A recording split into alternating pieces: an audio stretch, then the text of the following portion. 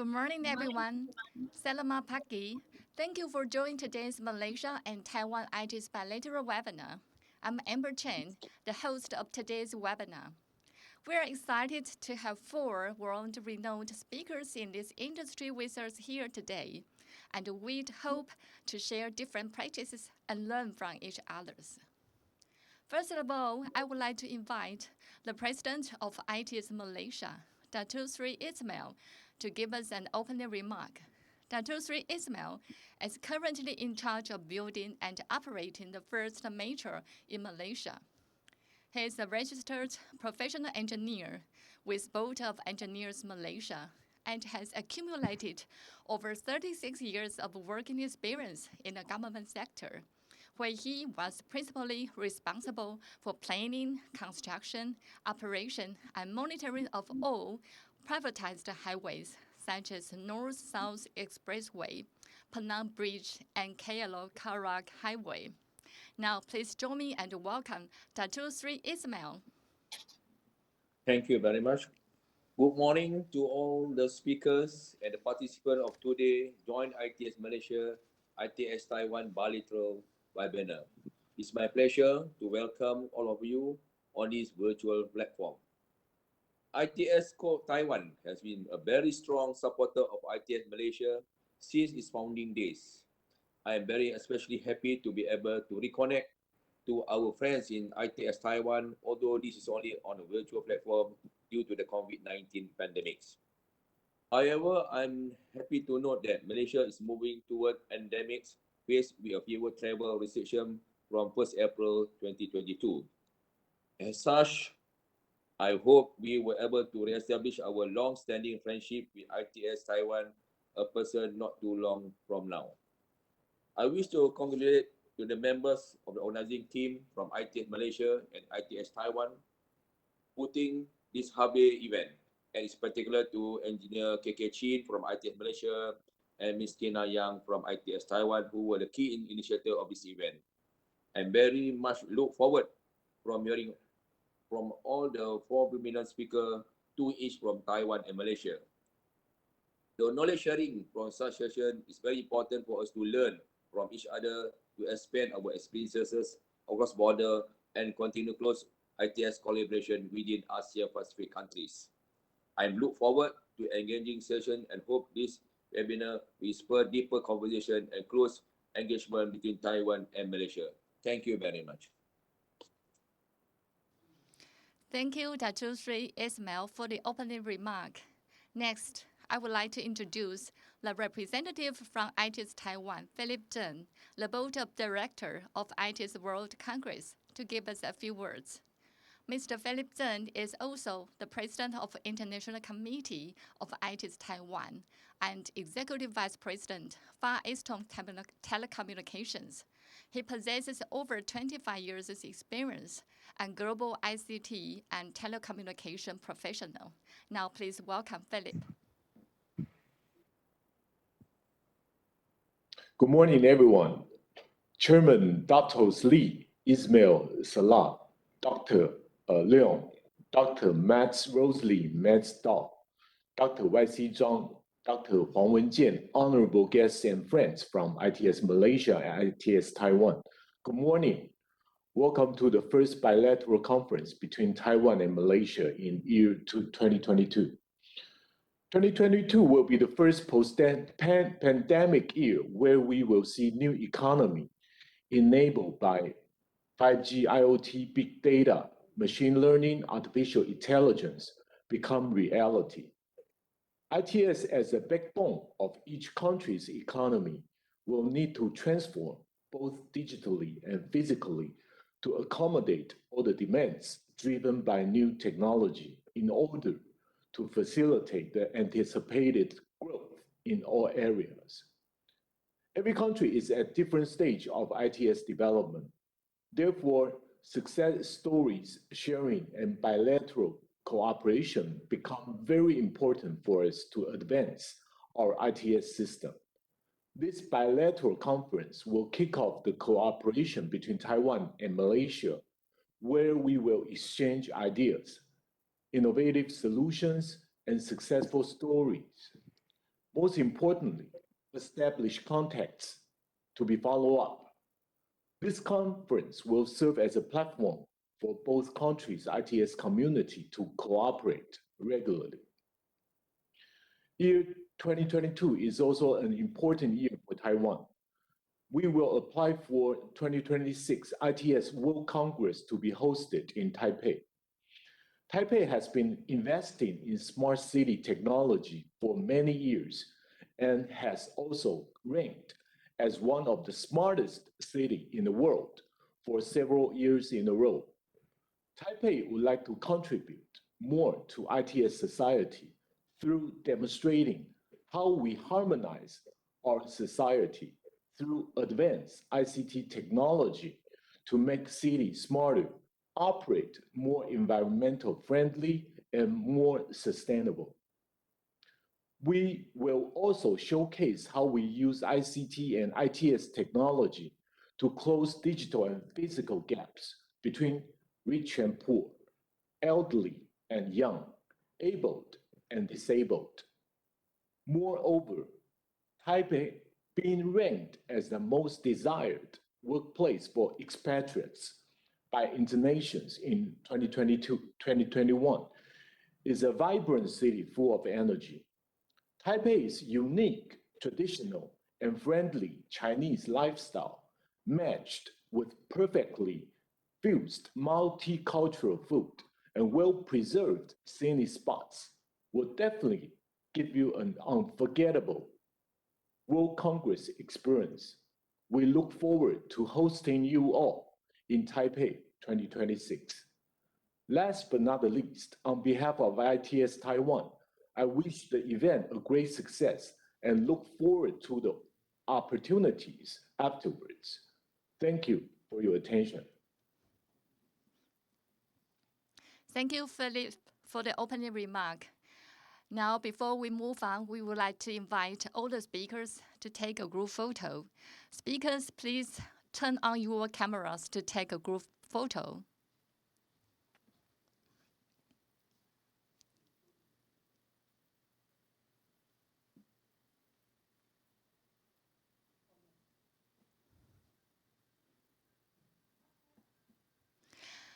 Let's now invite, thank you, speakers, thank you. And let's now invite our first speaker, visiting professor and chair of SENA UTHM Smart City R&D, chair council members of ITIS Malaysia, Dr. Leong Shomon, to give us a keynote speech, improving efficiency and safety based on advanced traffic control system. Dr. Leong is a professional engineer and chartered engineer. He obtained his PhD specializing in the field of ITS and its application in urban management. He was the former executive director of City Hall Kuala Lumpur and has accumulated more than 35 years of project management and road transport infrastructure planning and operation experience. Now please welcome Dr. Leong. Thank you, Amber. Thank you very much. Good morning, Dr. Ismail, Dr. Philip, Dr. Wasi Chang, Dr. and Dr. Rosie, distinguished guests, all my friends from Asia Pacific ITS institutions, as well as all the my fellow speakers and moderators. Thank you so much. How are you today? Hope today is a splendid day for you to start the week. My presentation today is about improving efficiency and safety in ATCS. Efficiency and safety are two very important aspects. Dr. Liang, I'm sorry, yeah. Dr. Liang, to interrupt you. Please share your slides. Oh, okay. You forgot to share your presentation. I forgot to share my slide. Yeah. Yes. Okay.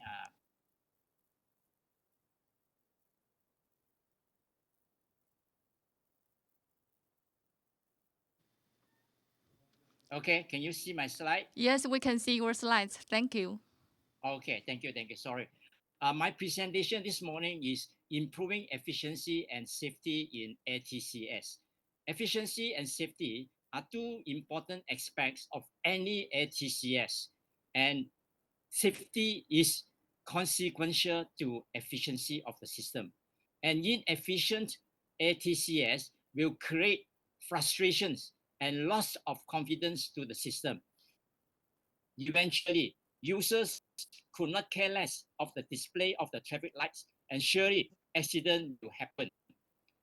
Now, what is ATCS? ATCS is actually a synonymous word. It means different things to different persons. ATS, ATCS can be a traffic control system. It can also mean air traffic system. Situation of the multiple naming convention ATCS, very true in the design of traffic control system itself. ATCS available in the market and subjected to how good is the marketeers in convincing the authorities in buying in their products. ATCS basically is a network of integrated computerized traffic signal controllers manage the flow of the traffic across the junctions in the network. ATCS is the most important element of effective traffic management for a network of highways or urban roads. Its effectiveness in its operations rests in how efficient is the ATCS being operated. The degree of complexity and sophistication varies with the amount of expenditures that the authority is willing to invest. Before I elaborate more on the efficiency of ATCS, let me start with how traffic signals has been conceived and developed for managing traffic flow.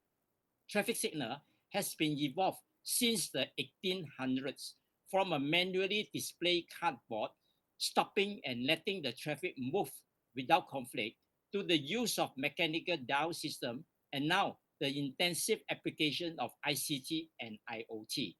This process of modernization and improvement to enhance the efficiency and safety of its operation has not stopped and is still in the process of evolution.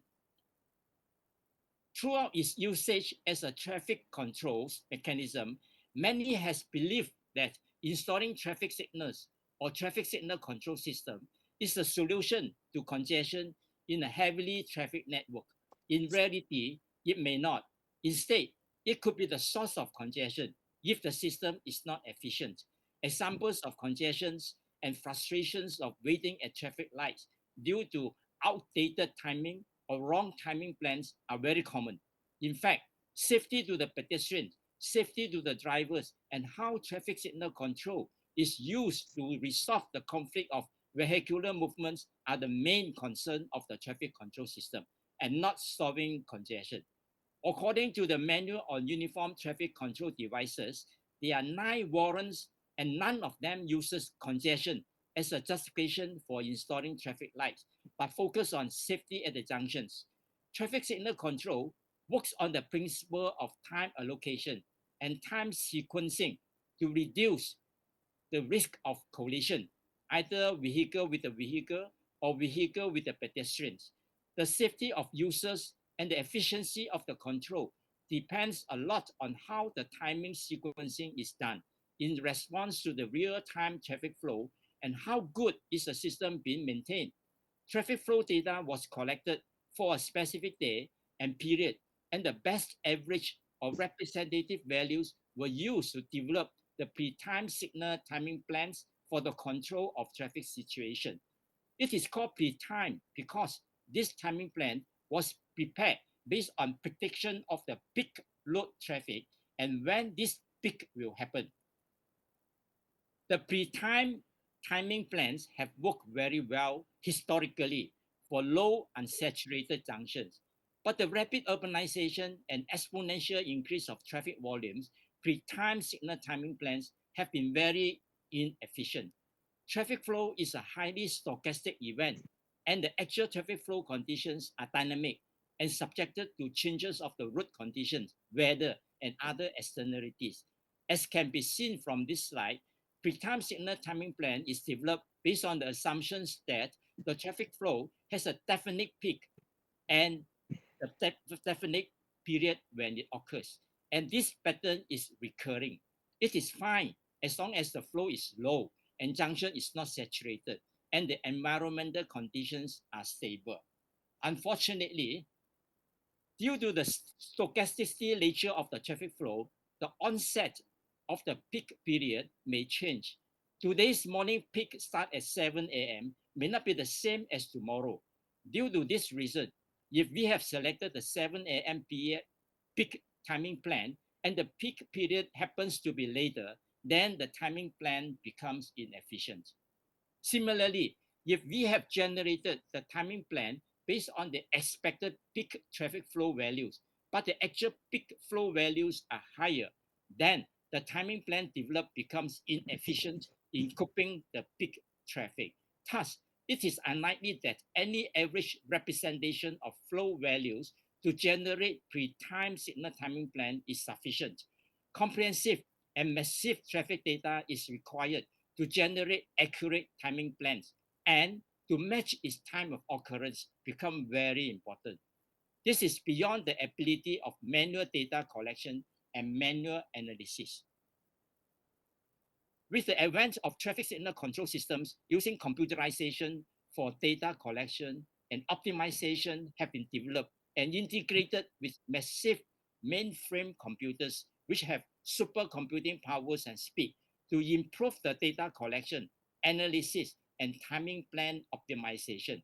Many notable ATCS such as SCAD, SCOOT have emerged many new ideas on the best approach of timing optimization based on real-time traffic flows have since been tried and implemented. This process of modernization and improvement to enhance the efficiency and safety of its operation has not stopped and is still in the process of modernization. With the emergence of disruptive technologies and the deployment of advanced ITS, traffic control systems, in particular the ATCS, the evolving changes and enhancement becomes more and more sophisticated and interactive. Where are we going from here? Let me show you what I personally believe to be in the next 5 years. I call this the next generation of traffic signal control system. With the emergence of disruptive technologies and ICT, the future of SCTS will be more interactive, detectorless, truly responsive, and supportive of autonomous driving. It will be a cooperative system within the ecosystem of ITS. While we are heading to more advanced generations of ATCS, there are at least two aspects of efficiency that the traffic signal control system specialists need to be aware of, namely system efficiency and operational efficiency.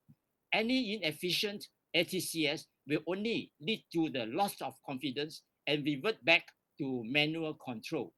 There are a couple of challenges relating to these two efficiencies of ATCS that we need to be cautious. Let me begin with the challenge of a system efficiency in ATCS. Many current ATCS available in the market always claim that their system is real-time traffic responsive or adaptive to the real-time traffic. However, is it really the case?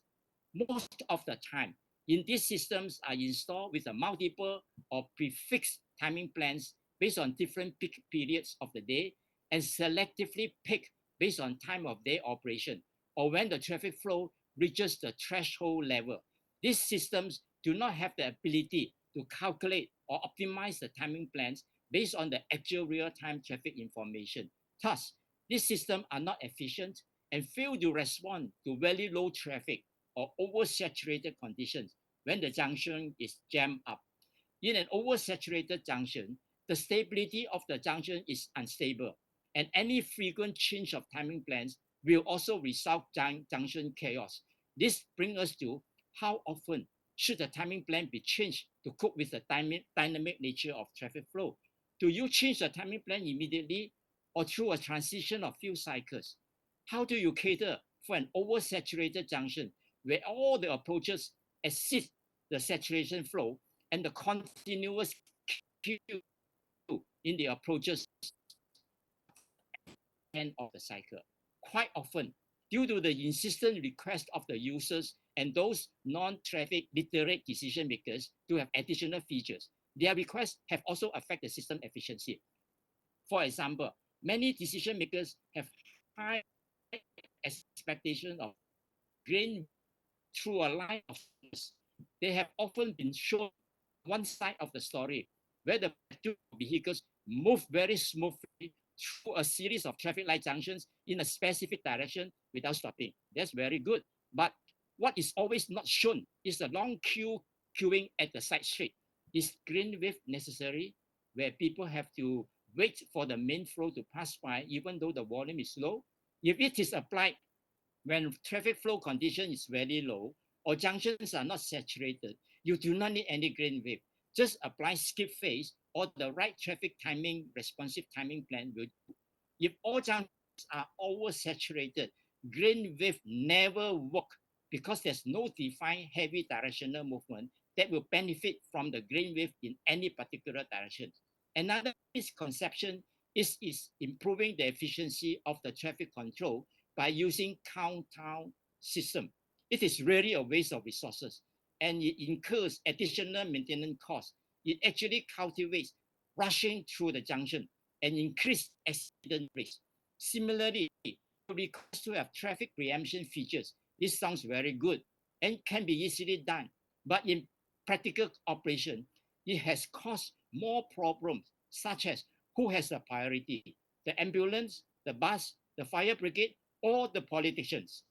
Many traffic experts still think that a network-based optimization works better than localized optimization. But the reality in traffic signal operation, as well as researchers at the site, has proved otherwise. For the users at every junction, they are more concerned how long are they to be held up by the traffic signals and how many cycles they need to wait rather than the average delay of the whole network. There are many factors affecting the system efficiency or ATCS. Let me highlight few of these major factors. The first is the stochasticity nature of traffic flow pattern, especially when the flow is extremely low. I'm sure many of us have experienced the situation waiting at the junction in front of the red light, but there's no opposing traffic in all other approaches. This situation can be very scary. If you are waiting at this junction in the middle of the night, you are agonized by the decision to go against the red light or be patient and wait for it to turn green. Sometimes, when you are lucky, you will be met by an officer holding the violation ticket for you. Or when you are not that lucky, some reckless and motorcyclist robber waiting by your side, you smash off your passenger seat window and slash all your belongings. I call these junctions ghost junction. In the case of oversaturated junction, I'm sure you also have experienced a situation that you really can't move forward because the junction is all blocked and yet you can see the traffic light is still green for you. You are again agonized by your own decision making, whether you should proceed to cross the junction or just wait at the stop line. If you are not lucky, as soon as you step out the stop line, the light change red and you will be then trapped in the yellow boxes. In Malaysia, this is a traffic offense, though many did escape from paying the penalty. And I call this block junctions. And it's very common in an oversaturated road network. A truly real-time traffic responsive ATCS have the ability to optimize and manage the minimum and maximum timing plans based on the current traffic flow information collected from the sensors. There are no pre-installed timing plans in the system, and the timing is generated dynamically by the system algorithm. The second important factor is the cyclic nature of traffic flow pattern at the junctions. For any traffic junctions, it always starts with a very low flow at all the approaches, gradually with increasing flow at one of the approaches, and finally with heavy flows at all the approaches. After this, you will return to low flow conditions and the cycle repeats itself. A truly traffic responsive ATCS should be able to mimic this cyclic nature of flow pattern and operate the timing plan based on full actuated control and coordinate the major directional flow and finally fixed time operation for all the approaches.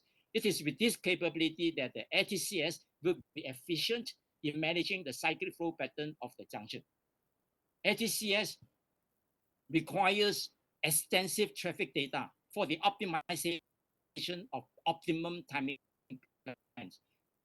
Any inconsistent and unreliable data fit into the ATCS will only result in inefficient timing plans. In reality, this factor is always present due to external factors, and the ATCS has to be very powerful AI-based algorithm to rectify this problem. As for the operational efficiency, there are also a number of challenges too. How do we ensure the downtime of the system is less than 0.1% with the fastest response time for maintenance where malfunction report alert? Can the system be user-friendly such that the users or the engineers able to attend to the system remotely or with mobile application? With many advanced developments in ITS and disruptive technologies, can the system be integrated and cope with their impact? Data collected for a truly traffic adaptive system is enormous, and big data analytics is unavoidable. The use of cloud computing will enhance the process of analytics and optimization. This will be the de facto requirement for any future ATCS. As autonomous driving will be the coming wave of automotive usage in urban driving, ATCS will be required to cooperate and interact with the new norms of autonomous driving. With the explosion of advanced technologies, there are numerous sensors that can be used for collecting and analysis of traffic data. The reliance of only one type of sensor for the traffic data collection in ATCS will definitely affect the operational efficiency of the ATCS. Any faulty operation of the sensors due to whatever reason will lead to inaccurate, unreliable, and inconsistent data for the timing plan optimization. ATCS must have the ability of a data fusion ability to deal with multiple sensor data feed. Any traffic signal control system or ATCS rely tremendous on the electrical circuitry for the sensors, controllers, and signal aspect, as well as the connectivity to the communication network. Many authorities have overlooked the sensitivity and the delicate operation of ATCS. To them, traffic signal operation is just a simple job of making sure that the lights can change from red to amber and then green and come back to red again. They think that it is just another electrical contract job. Most of the time, the installation of traffic signal controllers or the ATCS is given to just electrical controllers without any knowledge of traffic signal operation. Consequently, the infrastructure preparation for an efficient ATCS operation is not done correctly, as can be seen from the pictures in this slide, resulting in inefficient operation of the ATCS. Understanding the nature of these challenges, Sena Traffic System has worked tirelessly and in collaboration with many professors from the universities. They have developed the Smart Traffic Sense traffic control system, aiming to address many of these challenges in ATCS. May I take this opportunity in introducing you some background of Sena Traffic Systems in Denmark? STS was set up in 2008 and received a grant of 1.2 million from Multimedia Development Corporation in Malaysia in 2009 to develop advanced computer-based traffic lights controller. From then on, STS continued to produce new products and solutions, including smart LED street light controllers, elevator monitoring IoT devices, electrical filter pillars monitoring devices, and other smart city applications. STS also engages closely with local institutions of higher learning for joint research and knowledge exchange collaborations such as University Tunku Abdul Rahman, University Malaya, University Tun Hussein On, University Technology Malaysia, and Multimedia University. In 2019, STS set up 1 million financial grant to enable University Tun Hussein On Malaysia to spur academicians and students in advanced research and development of smart technologies. Data digitalization business is built upon the years of research and development from within and from smart collaboration with the universities, establishing her strength in smart traffic solutions to development and designing of AI and IoT products and solutions for smart and safe city application. The Smart Traffic Sense Signal Control System is one of the proud achievements of STS, which is designed to address some of the major challenges that I have highlighted. The R&D and development plan for signal traffic system is continuously in progress to enhance and address more challenges. Let me briefly illustrate to you some of the major features of the system in how to enhance the efficiency and safety of ATCS by Traffic Sense Traffic Controller. The first module is the iTraffic module. Buried in the traffic controller is a brain of traffic engine operation. And this traffic engine has 5 unique features that you may not have in other control system. Number one, this traffic brain is able to estimate the traffic flow and also estimate the Q from the pulses or actuations received from any types of sensors. After this, is able to generate dynamically the timing plan based on the real-time traffic situation. There is no traffic timing plan installed in the system. They just generate dynamically from time to time based on traffic flow situation. And there is an ability to have managing the minimum green as well as the maximum green to avoid ghost junctions and also block junction conditions. And the most important and powerful functionality is the ability in generating real-time cycle by cycle timing performance of the controller. It can be seen like the ECG graph of the controller equivalent to when we are testing our heart. This is an important feature because it helps the authorities in evaluating the performance of the junction and give an indication if the junction has reached its maximum capacity and needs physical site improvement. In addition, the authority can verify the public complaints on the performance of the traffic light junction at any time.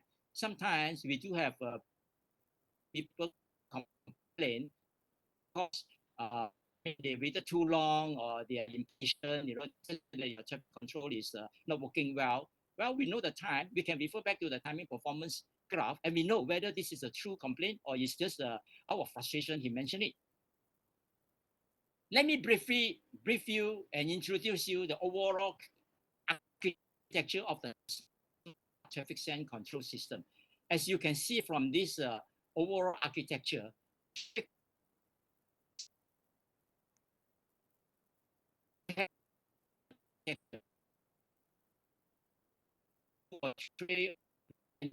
even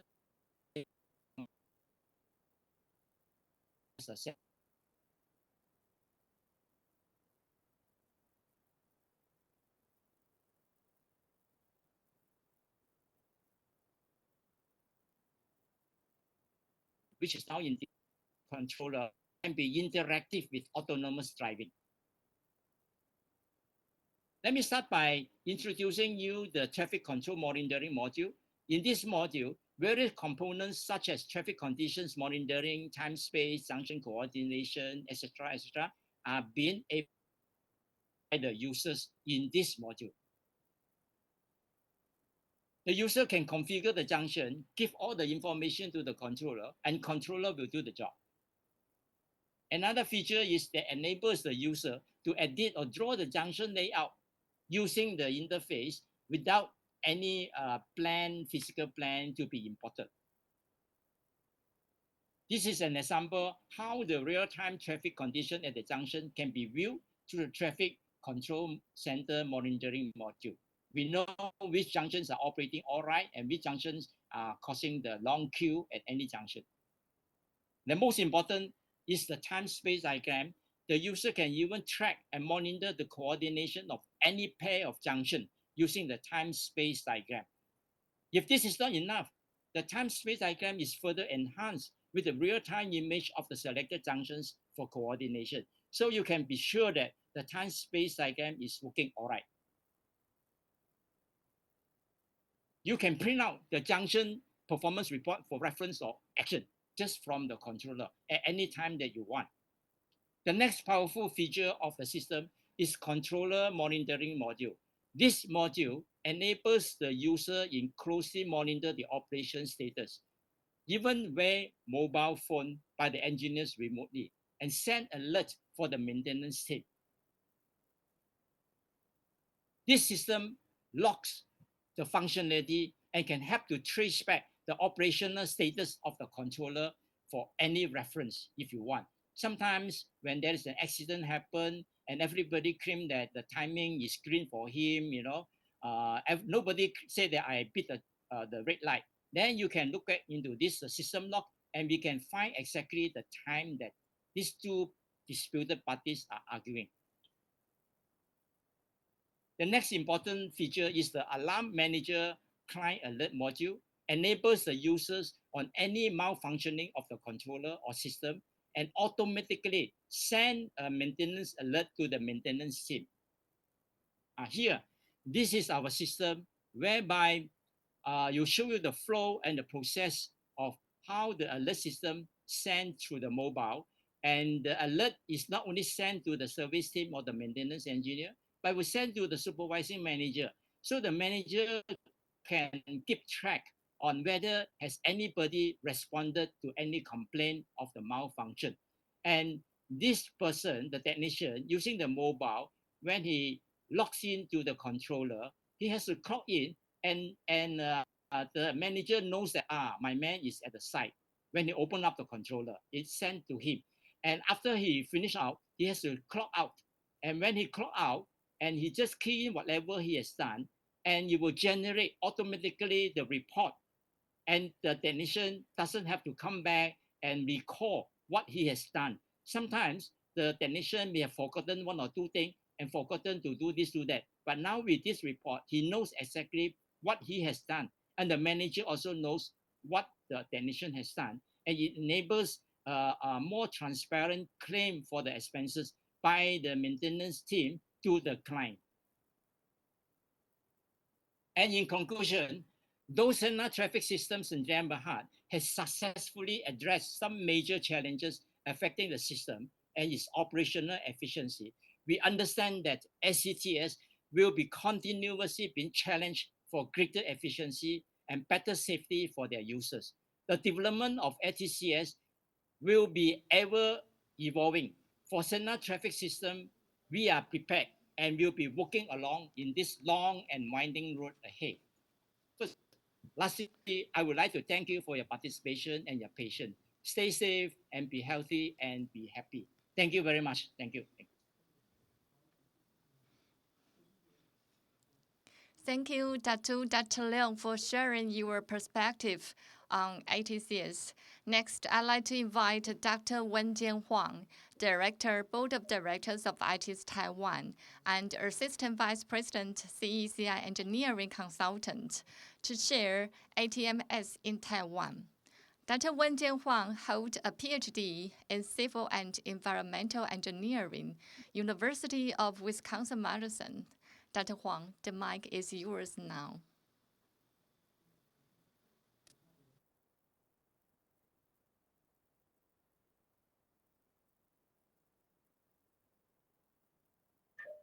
Okay, thank you, Amber. Good morning, everybody. My name is Wenjian Huang. I'm from CCI Engineering Consultant Incorporated. It's the biggest consulting engineering firm in Taiwan. Right now, I'm going to share my presentation.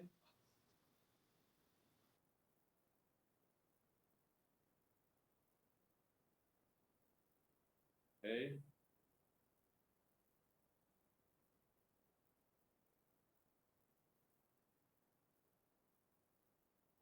Okay. All right. Today, I'm going to introduce some ATMS developed in Taiwan. I will call cases study, not only one case, but I will give you 3 cases for happening in Taiwan.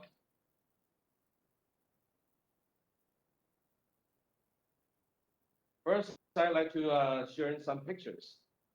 This is the third ITS Asian Pacific Forum at KL. As you can see, Dr. Leong is here. Yeah, he's quite young and energetic. And also, we had a pretty good fellowship at KL. About 13 years later, we attend the 12th ITS Asian Pacific Forum at KL.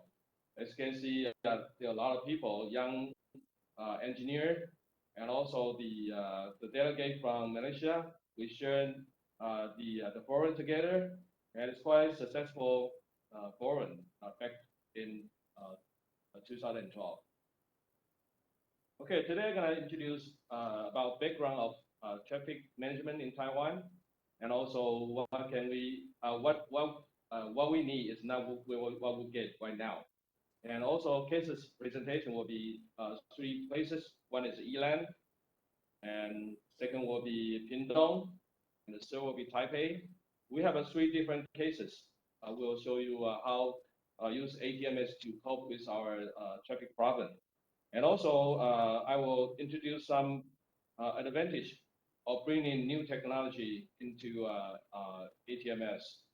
Finally, will be a conclusion. As you can see, back to 1984, we had the first ATMS system in Taiwan, which was happening in the highway management. The first freeway actually opened in 1983. After that, we established our ATMS system to monitor all the freeway. And also, the urban ATMS was established in 1988 when the city of Taipei called for a better management of city traffic.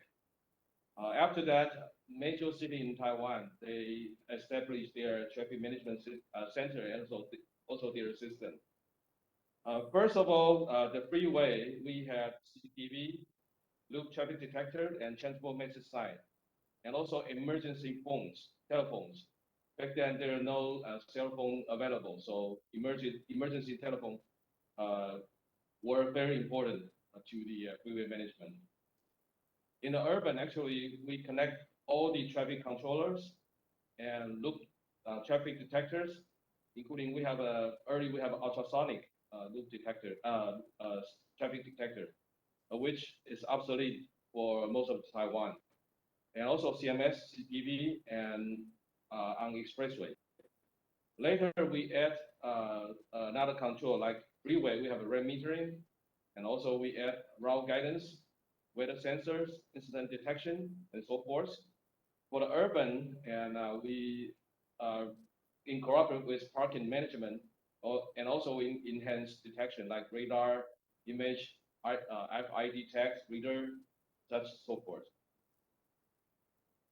And what do we need? Actually, ATMs, we do need a robust management center. And first, we have to know where the problem is located. For example, there's an accident, we have to detect the accident. And also, we have a vehicle detector to evaluate daily traffic volume and also a daily traffic situation. So that's very important for us. And also, we need a CCTV to do the verification. You know, sometimes you found there's a problem, but you don't know what's going on. You can use CCTV zoom in and to figure out what's going on. Maybe there's an accident, or maybe there pedestrian illegal parking on the street. So that's the problem that we have to really detect. And how do we remove the problem? And we have several mechanisms. One is a automatic alarm to provide the best solution for the traffic center, such as deterring traffic and dispatching emergency crew on site. So those are the countermeasures that we can remove the problems. And how do we predict the traffic and provide countermeasures? First, we have to collect data from traffic detector. And right now, we use RFID tag reader, which is ETC requirement. And also, we add a CVP, serial-based vehicle probe. This is more like a Google map, you know, to know what's the problem and what kind of situation on the roadway. And also, we developed a model that we can take into data, including like weather and event inputs. sometimes weather and events will greatly affect the traffic situation. And lastly, we can use artificial intelligence, AI, to adjust control strategy so that delay can be minimal and also traffic throughput make optimal. So that's what we're doing right now. Here are the road sensor in Taiwan. First, we have route detector, but the problem because we have a lot of road construction, so the route detector usually will uh, go destroyed because there's a route pavement rehabilitation or some construction on the road. Recently, we introduced a radar. The radar mount roadside, so there no effect by the pavement construction or any other maintenance. And we have fog sensor, wind sensor, rain sensor, and also most important is CCTV. Right now we use the ETC to do our traffic management. I think YC will introduce more detail about ETC related to ATMS in the later presentation. And in recent year, we incorporate with license plate, automatic license plate recognition, LPR technology to further enhance our capability of managing traffic. So lastly will be the serial-based vehicle probe. This is like Google Map to know what's the problem. And generally, we monitor all these situations and feedback to the control center to figure out maybe there's some a bad timing or maybe there's an accident incident. So we can have countermeasure to solve the problem. For the freeway control, the most importantly, we have to guide the road user to uncongested section. For example, there's a traffic, so we will enroll to freeway number 2 for the road user, and also we will warn the road user the traffic congestion ahead, so they can decide to get off the freeway, use the local road, or they maybe take a break and come back on the freeway again. And also we provide real-time travel time. Although Google maybe do a better work, but right now we still can use our traffic sensor to really estimate the real traffic time. And also the weather information. For example, there's a strong wind, big rain, or stink bug, then we can use that to warn the road user about the weather condition. And right now, for the all interchange, we have rate metering. So just delaying the people get on the freeway, so making sure that freeway flow will be maximum. And also on the tunnel, we have a speed and lane control. In case of there's a trouble ahead, it will reduce speed and also close down the lane for the traffic. For the city traffic control, we use a lot of greatly AI detection. We can detect the pedestrian and also the car, motorcycle.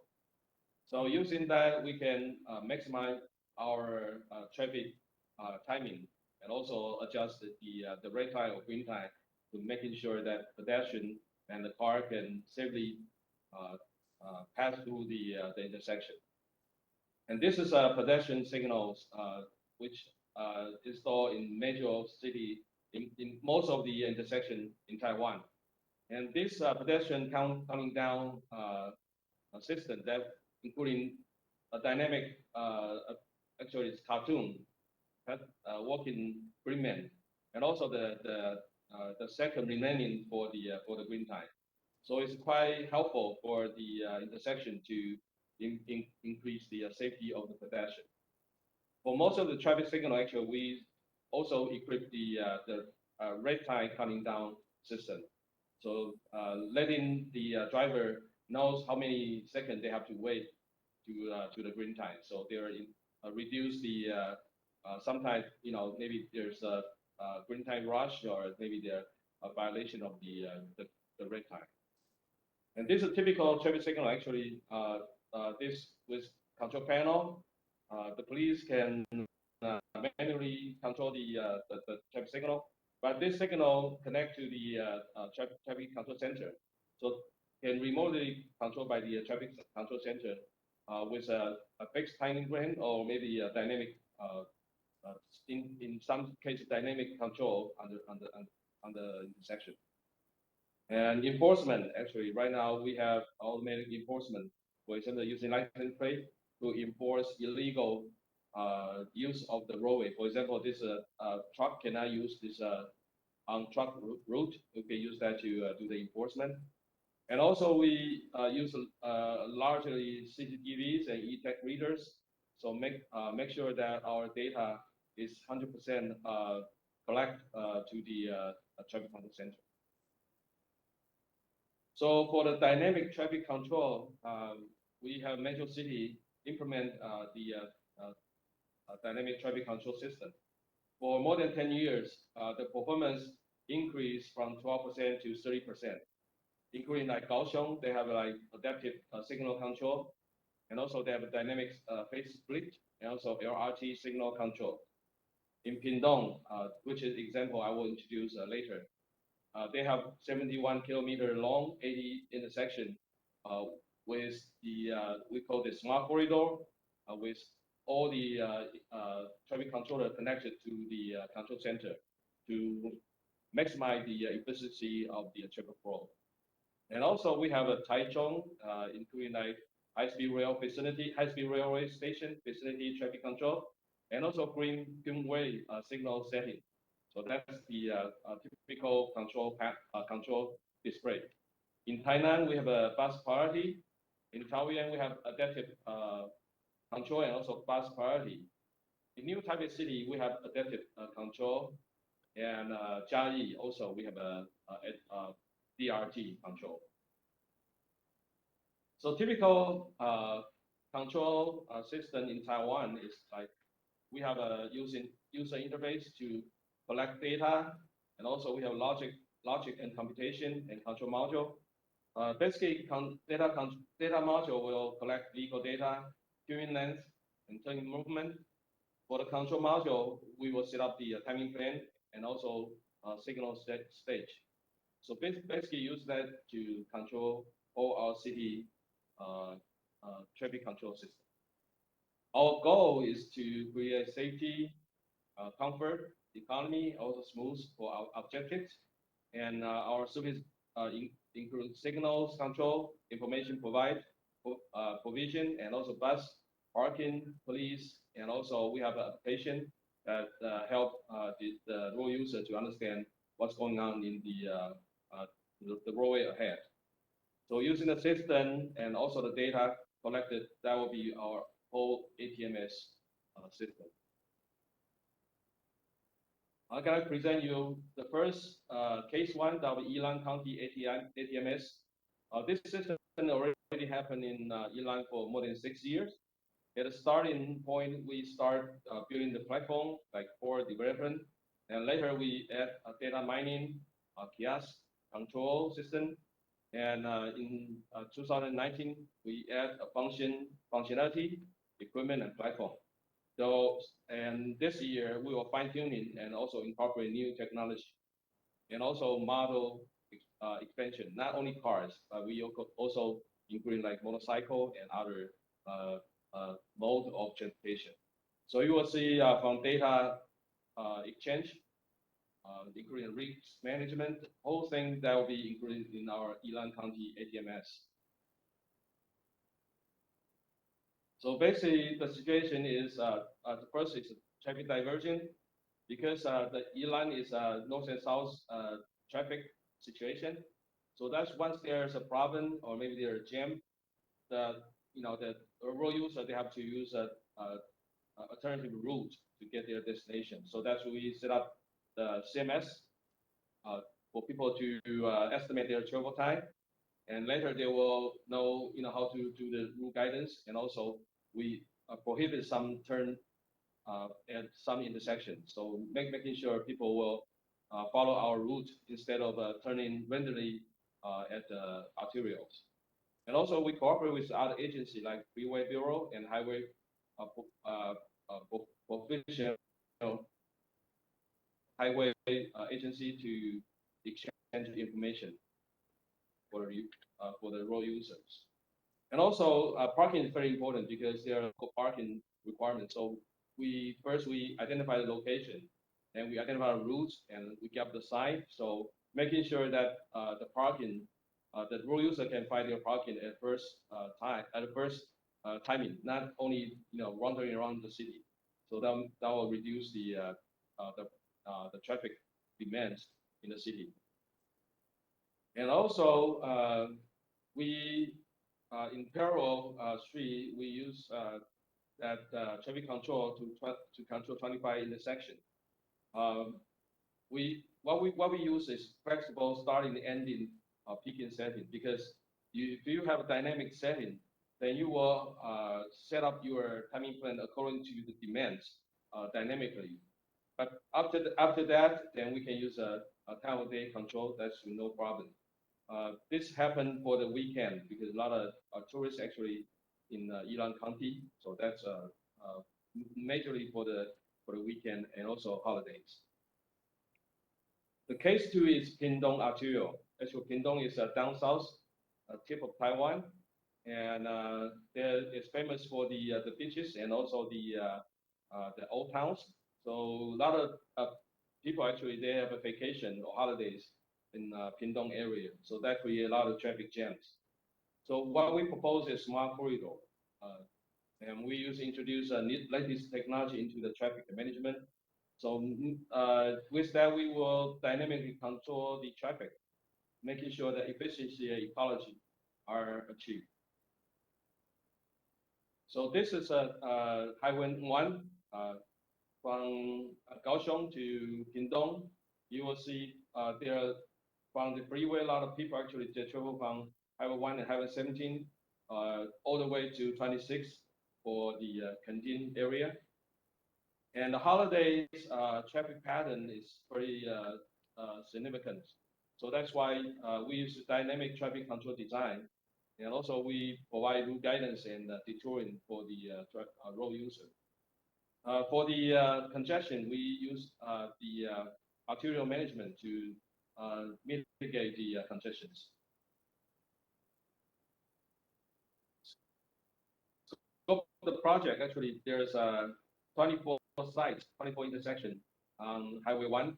Phase 1, we finished that. And the new one will be 5 intersections on Highway 1. And also we add 32 intersections, 26. So this is a long corridor from Kaohsiung and all the way to Pingdong.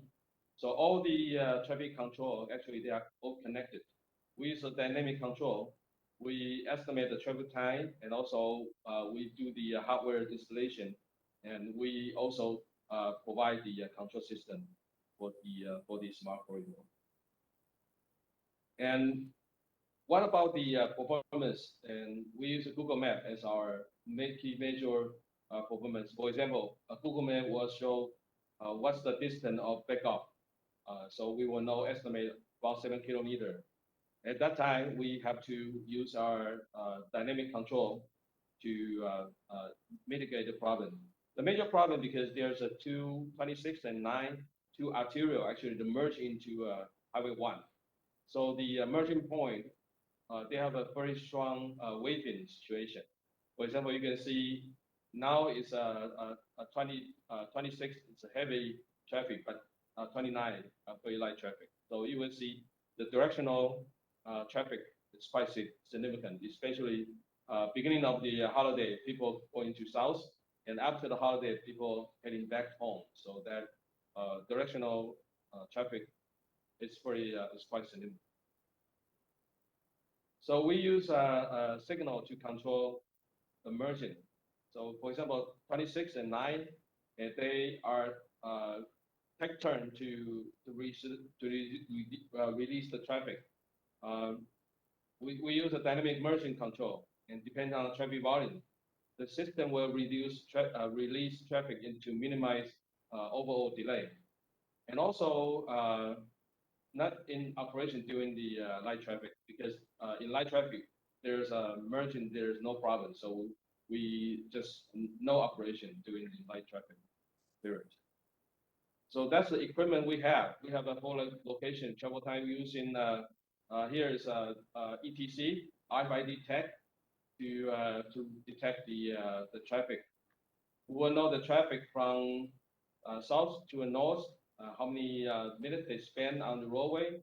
Then we will decide how to link the signal. So make sure there's a patrolling movement from the north or from the south to the south, from the south to the north or from the north to the south. So this is the first is Haikou Road, the second Shanbei Road and Hansen Road, and the last one is Nangang Road. So there's a four RFID readers.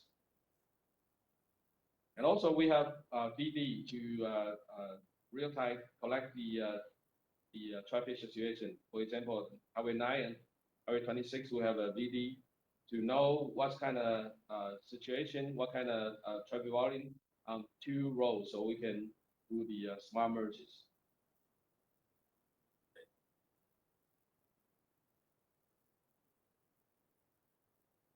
And also we use the CMS to do the route guidance because there's a parallel road. It's a little bit longer, but it's no traffic at all. So we use that to guide some road user to the parallel alternative route. Same thing when coming back from the holiday, we use the alternative road to guide the traffic. The system architecture actually we take the queuing detectors and vehicle detector and also traffic signal control and also e-tech reader together. We use that intelligent signal control server and also database server, communication server, travel time server, traffic control, and also incorporate with freeway bureaus data. So use that we operator can have very good judgment to monitor the system, making sure that the efficiency can be achieved. And also, let's see the third case is a Taipei City. It's a Jiantan area. It's a Jiantan transit hub. The problem because we have two very heavy traffic parallel, and also some traffic actually they are merging from one parallel to another. So we will see a traffic jam will happen on the junction. So there's a major junction that you will see the gridlock every day, stop and go, and also speed over traffic situation. So use that with dynamic traffic management to control that the signal and also the timing plan. So our goal is cutting down to 5 to 8% and reducing traffic accident 30%. And we achieved the goal after finishing this project. So text will be collecting all the data from traffic data, control dynamic roadside and integration all the equipment together. And we're making sure that time will reduce to 5 to 8%, and fuel will be 30 pound liter, and also 50 pound CO2, and also 5 to 8% delays. So we use data, including like VD data, and also turning movement data. We could use that to estimate the efficiency of the passing through the intersection. And also we also monitor the queuing length. The queuing length will making sure that all the cycle that all the waiting car can pass in within the cycle. So this intelligent architecture using also a turning flow detector, traffic signal, and queuing length, and also vehicle detector together. It's a similar architecture we had presented in before. That using that we can maximize our efficiency of the signal.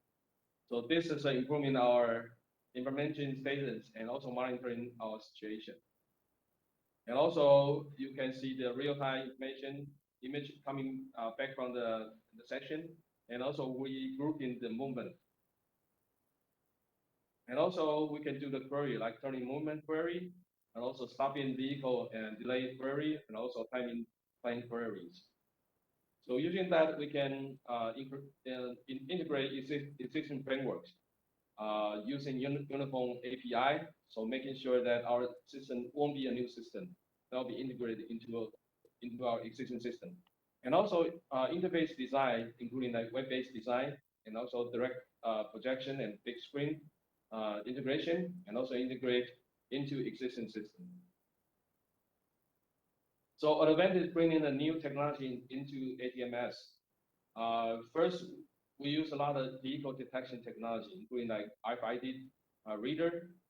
Since Taiwan has more than 8 million vehicles equipped with e-tag, so it's very easy to trace OD pairs, where travel time and turn movement and driving pattern can be especially known.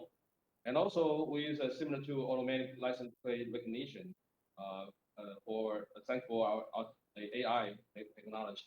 And also, we use a microwave radar to gain its accuracy without laborious maintenance on the equipment. Lastly will be computation improvement. Instead of using the theory on the textbook, we use a new detecting technology that further analyze driver's behavior and fine-tuning the control mechanism like parameters so that ultimate operation can be achieved. In conclusion, nowadays ATMS doesn't not require a guessing game. In the past, you have to allow the model to estimate or guessing, what kind of traffic flow, what kind of OD, or what kind of turn movement. By using advanced sensors such RFID reader, AI images, license plate recognition, and also radar VD, traffic situation can be fully observed so that dynamic control can be achieved effortlessly.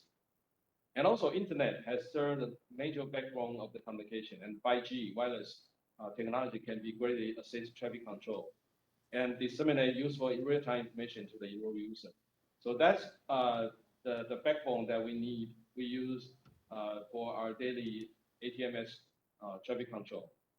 And other than applying existing traffic theory, artificial intelligence, AI, can be further improved, adjust fine-tuning certain control parameters, where local characteristic will be accommodated.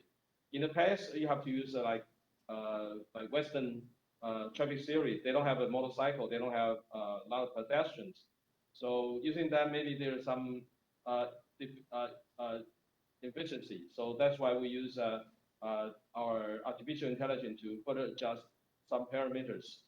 So make sure that our efficiency can be achieved. So with that, I'd like to thank you everybody for your attention. Thank you.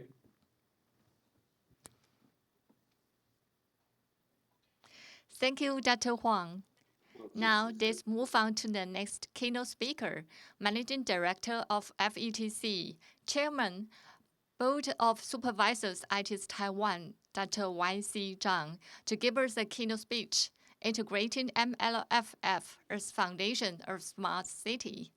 Dr. Y.C. Zhang was appointed as Managing Director of FETC since the Taiwan government awarded the contract in 2004. With his leadership and profession, he lays the foundation of Taiwan ETC system and successfully plans, designs, and operates nationwide multi-lane free-flow ETC services, which is the very first intelligent traffic applications and a monumental work of the world. He has had more than 3 decades of experiences in transportation industry, and he also actively involved in promoting digital transformation in transportation. Now please join me and welcome Dr. Zhang. Okay, thank you, Amber. Thank you for your introduction. Can everybody hear me? Okay, I remember last Friday, I have an opportunity to participate a new book release presentation from Jim Corian, a professor of Stanford. He is the author of writing a book from Build to Last and from A to A+. Currently, he published a new book, Entrepreneurship 2.0. I remember he has a talk quite impressed me. That is, over his 30 years, he drew a map to share to the whole audience. Then, last weekend, I start to consider, for the last 20 years. Can I drop a map so that I can deliver to our friends in Malaysia today about my work of a journey to multi-free flow of the Taiwan ETC. So this is a map I'm trying to share to you for last 20 years. Basically, I believe Taiwan ETC story is a transformation experience of Taiwan ETC. So multi-free flow is a disruptive innovation for nationwide ITS and smart city. So it's a disruptive innovations. So back to 22, we start from ETC. And I think everybody know by 2014, we introduced a multi-free flow services. And now it's 2022. Everybody talking about mobility as a service. Everybody talking about everything as a service. So I'd like to highlight some of the critical insight for the multi-free flow project of today. If we look at the left-hand side, I think back to 2022, we start from information technology related. By then, I remember everybody talking about microwave, everybody talking about infrared, RFID, GNSS, etc., DSRC. By then, people was challenging me, why you use microwave, why you are using infrared, why you are not using this, why you are not using the GNSS, etc., etc. So that's the information technology focus. And then right now, if you want to do the multi-free flow, I started to realize that is not a technology only. The technology is transformed from traditional technology into a digital technology. So if you see the right-hand side is a digital technology. I have a word under that. It's A, B, C, D, E, F, G. But that, in summary, A stands for artificial intelligence. Can we use artificial intelligence technology to embrace in our project? B is blockchain. C means cloud computing. D means big data, or for easier to remember. E means IoE. It's Internet of Everything. It's M2M, machine to machine, etc., etc. F means financial technology, fintech. Right now, everybody talking about smart payment, digital payment, etc., etc. And G is 5G, or in the future, maybe 6G. So today, I like to focus on the digital technology, the change to the digital technology. So I think the multi-free flow is another angle of a digital technology of the countries. Digital technology, number one. You see that the middle part is starting from digitalization and transform into a digital transformation. I remember back to 2022, 2020, like 2002 or 2003, we started a manual toll, and then we have ETC, the government offering a BOT project for us to do the ETC. By then, everybody talking about electronic toll collections. And then we are facing a big change. From 2014, we have to do the multi-free flow, we have to do the distance-based tolling. Then I start to realize it's a journey of digital transformations. So today, in my presentation, I more focus on traditionally tolling service into today, that's tolling as a service. In other words, it's task, tolling as a service. And in other part of I remember that last year in Hamburg, ITS World Congress, everybody talking about MaaS, mobility as a service. Right now, I think mobility as a service is a very common word in our ITS world. And then I start to realize, actually, people are talking about mobility as a service, people are talking about platform as a service, people are talking about data as a service. So basically, it's everything as a service. So that's my second point of my today's discussion. The lastly is the operation focus. I remember at the first day of the ETC, the government gave me a BOT project, meaning build, operation, and transferred. So I have to build an operation model for transform from manual toll into electronic toll. So by then, we have to consider about REMs. We have to KPI. We have to consider about detection rate. We have to consider about ANPR, etc., etc. Whether their KPI can meet the requirement of the ETC. And right now, if you want to migrate from ETC to multi-free flow, it became a business model because it's a public services. So I have a word here called BSR. It's a business and a service requirement. In other words, whether your customer satisfy your services, so it became a personalized mobility services. That's another key to be focused. Another key to focus is win-win-win, because this kind of projects basically has deeply involved the government. So the government has to win. Because this kind of projects, multi-free flow, it becomes deeply involved with the concessionaire. So the concessionaire has to win, or the operator has to win. Of course, the lastly is public people. When they are using your service, they have to win. They have to win. So basically, this picture is to highlight what I have been doing for the last 20 years. So I like to elaborate with easier for you to understand why I say it's a digital technology, it's a digital transformation, it's a new business model, it's everything as a service. Okay? So I draw this for your better understanding. So we are talking with the Malaysia bilingual meeting. So the tolls detection is stop and go to pay tolls. To remind you, there's a barrier. The barrier here. So the throughput is about 800 vehicles per lane per hour. And by then, the major focus may be like a smart car, touch and go car today, easy car in Taiwan, cash car, etc., etc. So see the left-hand side, the car has to stop and pay the toll. So that's touch and go. Okay, has to stop and go to pay the toll. So when you're talking about ETC 2.0, it becomes still has barrier, but it's quicker. Like the ETC 2.0 is throughput is increased to 1,000. The technology focus is more on 5G, infrared, GNSS, RFID, etc. So use different technology to fulfill the slow down to pay tolls. But basically, the car don't need to stop. That's 2.0, non-stop with barrier. Okay, but in some countries like Taiwan, we start from 3.0, a single lane free flow. That was back to 2006 and 2013.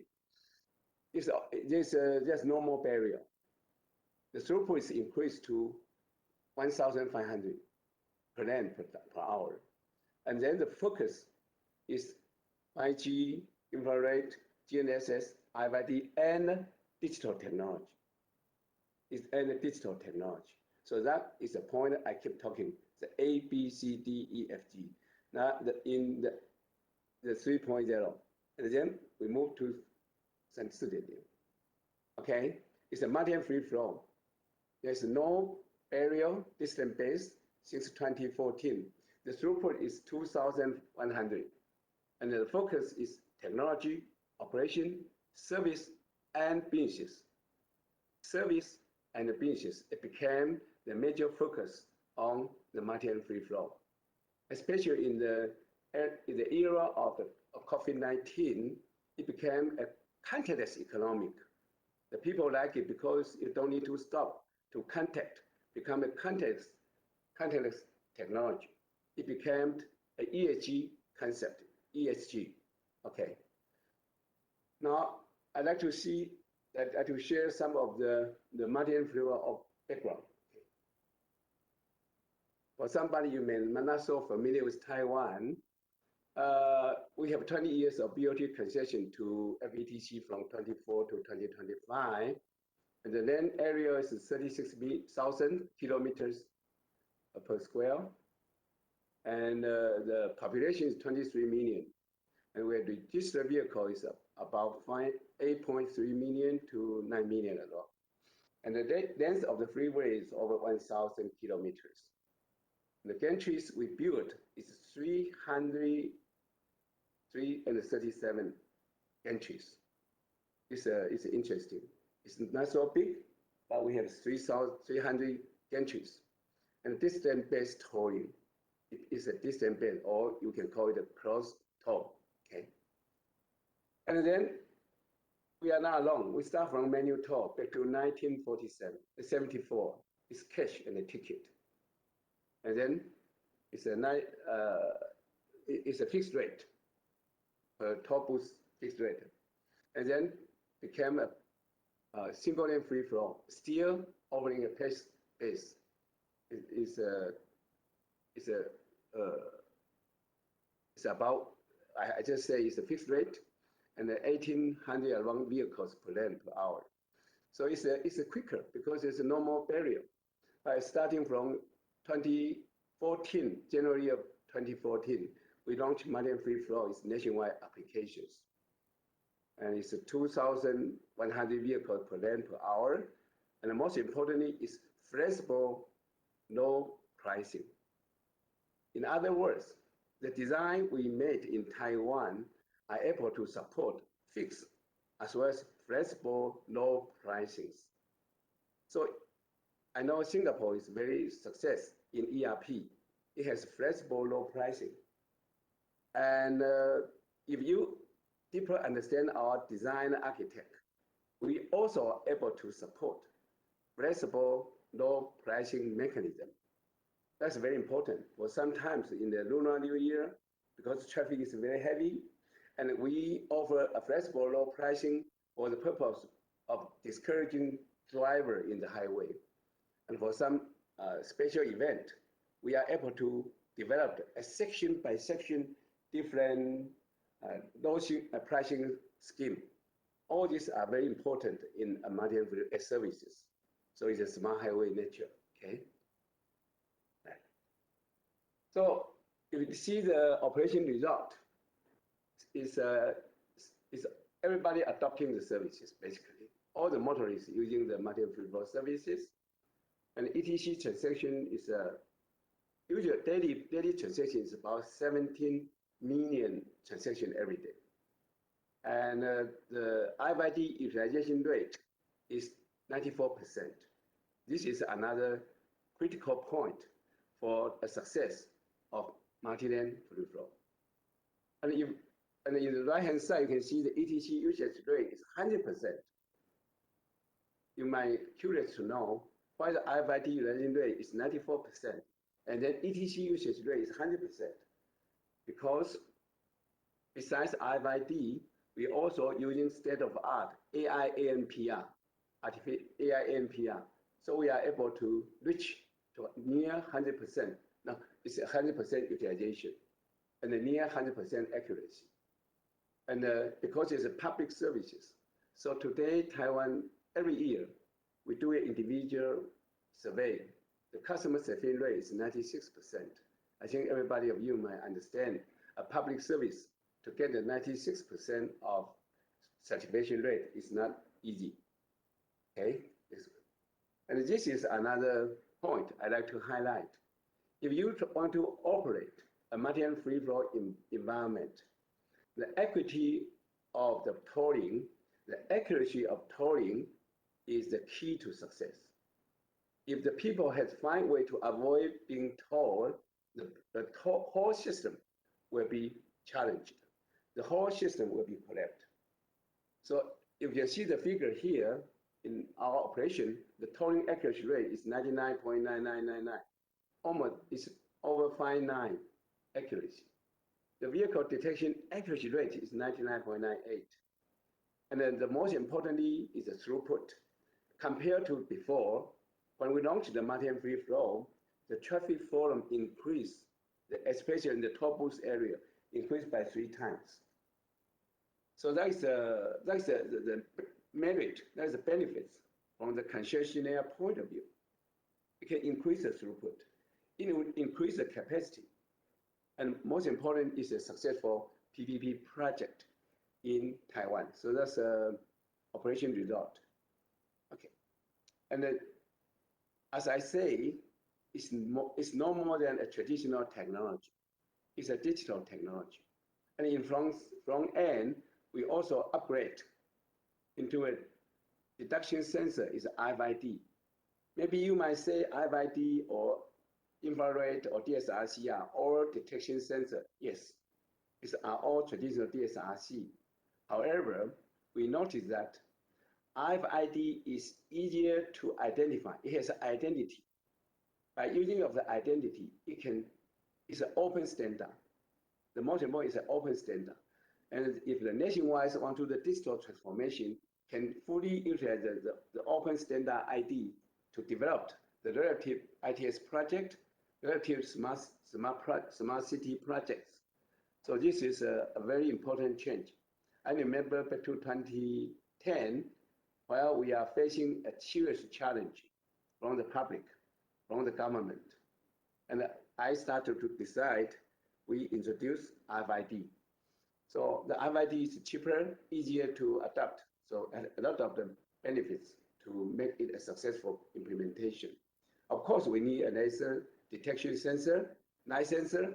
Camera is another key component in the success. And also the digital video, DVR, CCTV. So all these are consolidated in one gantry. And of course, you have to be able to assemble it and screen it into a clean data. So a sensor is easy to adapt.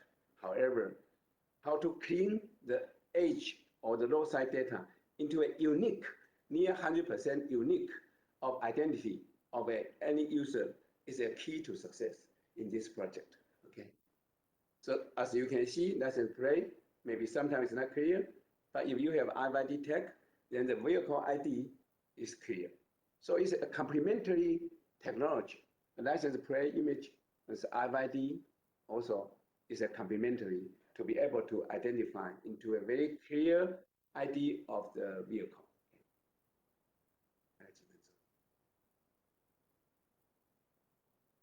Okay, I have 30 minutes. Okay, Taiwan multi-end free flow.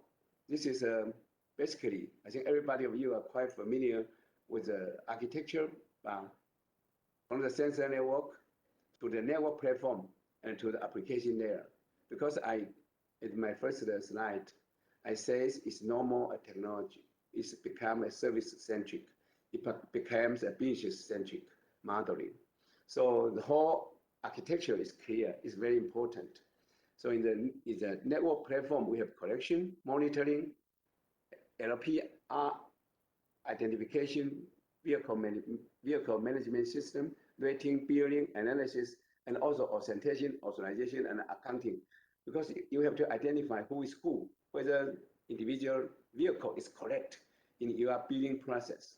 So this is an answer of sensor, cloud-based, and a big data nature. And the top is a service platform.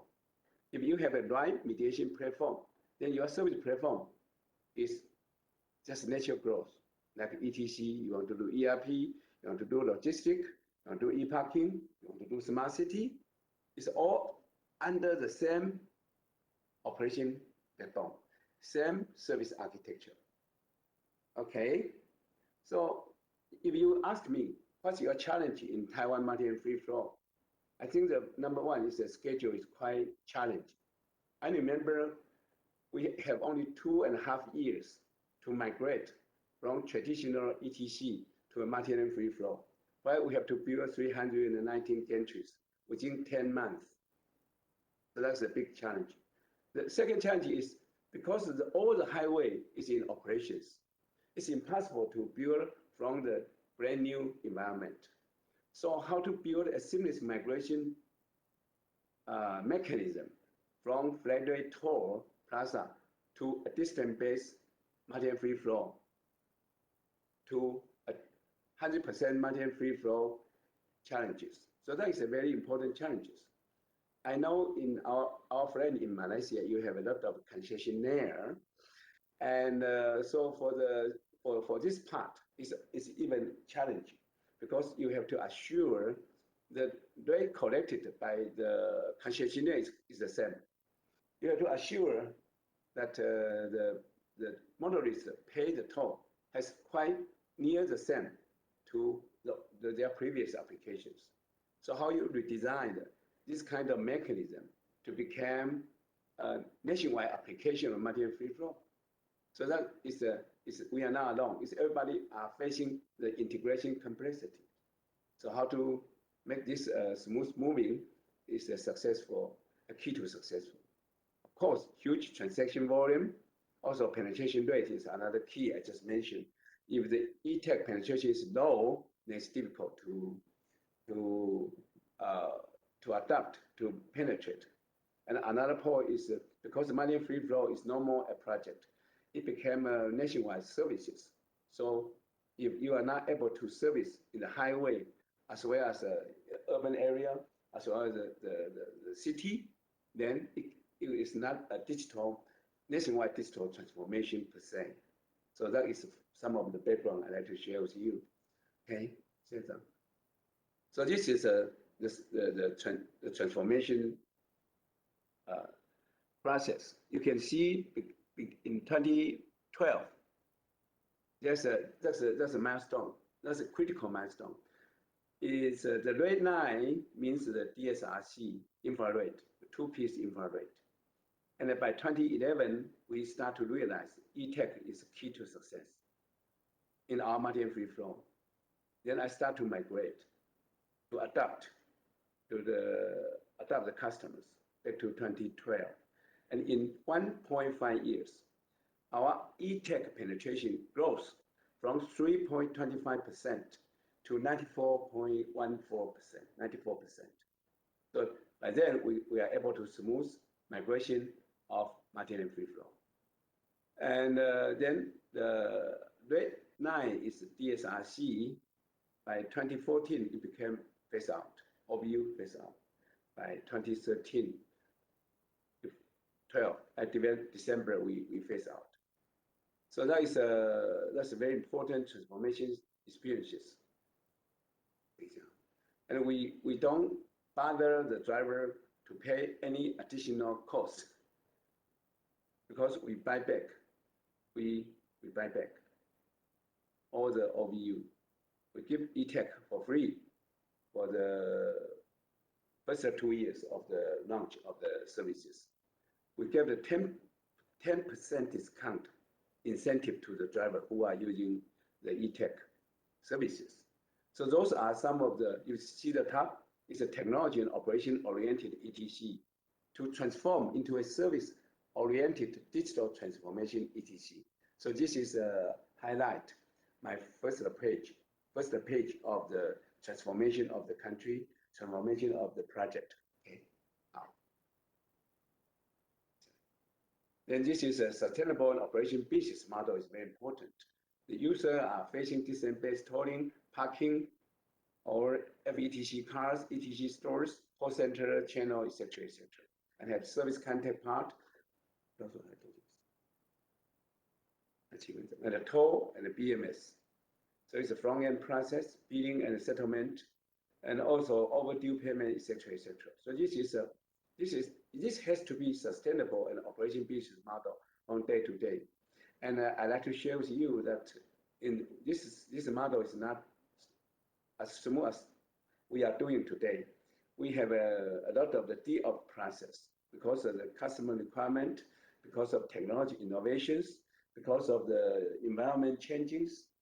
We have to be, keep the develop and operation simultaneously. That is the way we are doing for the last 10 years, I would say. And so this is, I said before, if you're doing the ETC and the tolling services, it's quite relatively simple. It's only a toll booth. You collect the toll, and also you involve with the bank and also service channel maybe. However, it's not so sophisticated. But if you want to do the nationwide multi-lane free flow, it has to be assured that the working relationship or stakeholders are correct. So this is a structure we operate in Taiwan, including the government, PANFB, quite similar like DOA, LLM in Malaysia, third-party auditor, and ETC operator, FETC is what we are doing. We involve a lot of banks and also involves a lot of service channels. So in between, there are a lot of cash or data or commission percentage arrangement in between, so that it became operable, and a business model. I think this is a key to margin free flow. If you are not able to run an operable and a business model, sustainable business model, the service cannot upgrade. The people service cannot upgrade. The technology cannot upgrade. The nationwide applications cannot leverage the advantage of the infra operation backbone. So that is the key I'd like to highlight.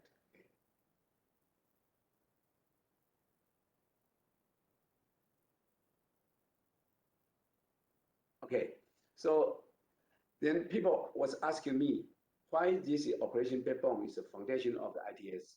Basically, everybody knows that ITS services as a public information services, has personalized mobility services. This I keep emphasizing. This is a major digital transformation focus, and also mobile payment services. So if you see the applications in the right-hand side, public information has traffic information collection, management, traffic time prediction, broadcasting, as our friends, Dr. and Dr. Wen Jian was talking ahead. And the personal mobility services, the area I like to more focus, because once you do the multi free flow, you become a personalized mobility services. It's emerging broadcasting, enterprise management, communication access control. It has to be personalized. By the advantage of mobile application, smartphone, everybody has a smartphone. So basically, we link with the service with the smartphone, with the 5G, with all the smartphone, with the apps, app applications. And lastly is mobile payment, smart parking, mobility. I'd like to share some of the usage we are doing today. So like this is smart traffic. We use, this is the urban road. Okay, it's not a smart, not highway. Okay, and this is a highway. You can predict very accurate the time. Okay, using our big data. And also we are able to use the big data to predict the highway, the traffic patterns. We are using the big data to advise to the driver, especially in the Lunar New Year. You know, highway is quite congested.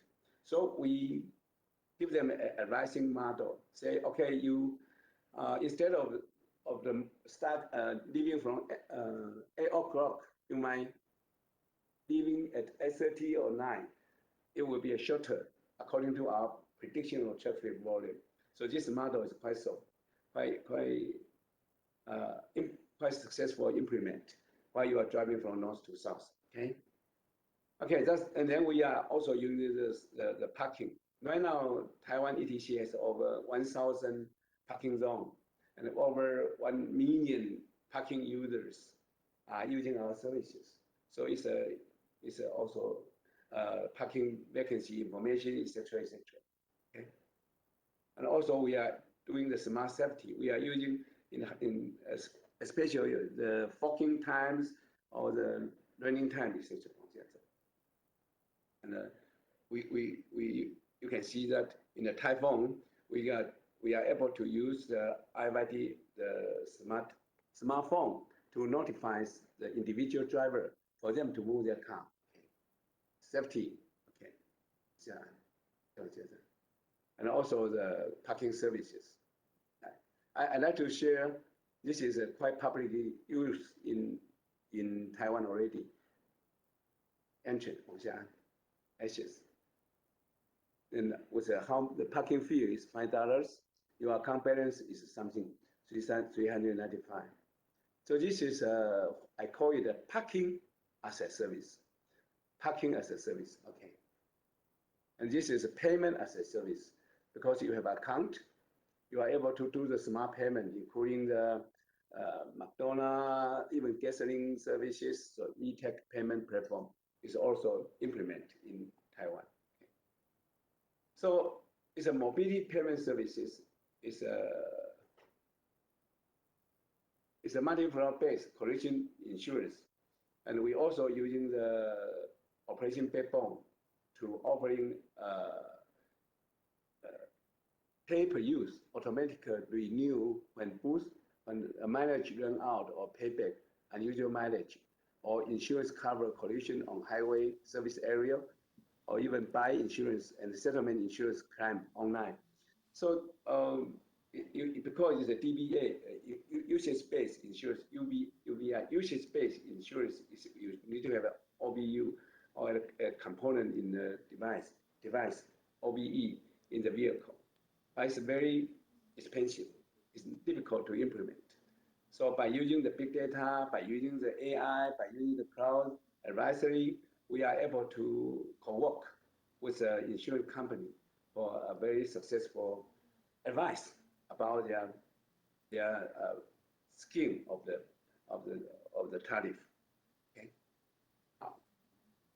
This is another part that we, besides the public information, personal information, mobile payment, we start to build an ecosystem. In other words, we work with Google Map. We work with the Google Map applications. We work with government informations. We work with the city governments, and we et cetera, et cetera. So we build an API gateway for everybody to be able to do a smart city services. So I keep saying, multi-free flow, if you do things right, it will become a very important mobility application backbone for the nationwide applications. So in summary, I know my time is up. Road to the smart cities implementation of multi-free flow, 5G, cloud computing, big data, IoT to a smart city. That is what I was previous talk.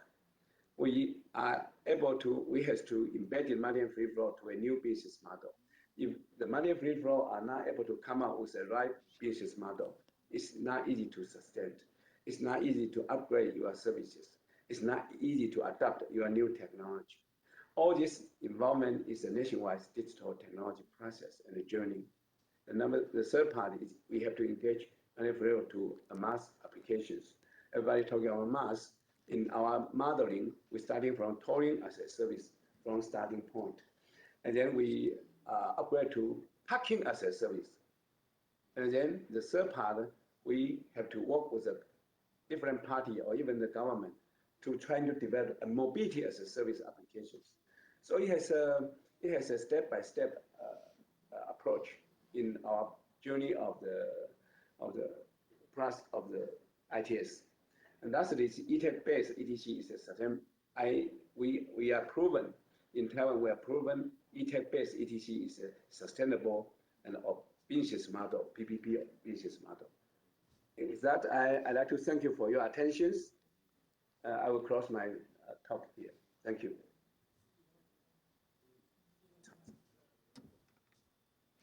Thank you, Dr. Zhang, for your presentation. I'm now inviting the final speaker, Honorary Secretary General of ITIS Malaysia, Council Member of the Road Engineering Association of Malaysia, Dr. Mat Rosli, to deliver the speech, case sharing, implementation of ITIS projects in Malaysia, an update. Dr. Matt Rosli specializes in airport and road planning and management, as well as airport and road design, construction, supervision, and project management. He is currently the Special Functions Officer to the Senior Minister of Works, advising the Senior Minister on technical matters. And he is currently the Honorary Secretary General of ITIS Malaysia and Council Member of the Road Engineering Association of Malaysia. Now please welcome Dr. Mat Rosli. Can you see my slide? Okay, after listening to the past three speakers, I'm very impressed. It's very, very technical. But my my talk today is I'm sorry, Dr. Martin Rosalie. It seems like your Like- internet is not stable. Can you the update restart your presentation, your slide sharing? Dr. Rosalie, can you try again to start to share your slides again?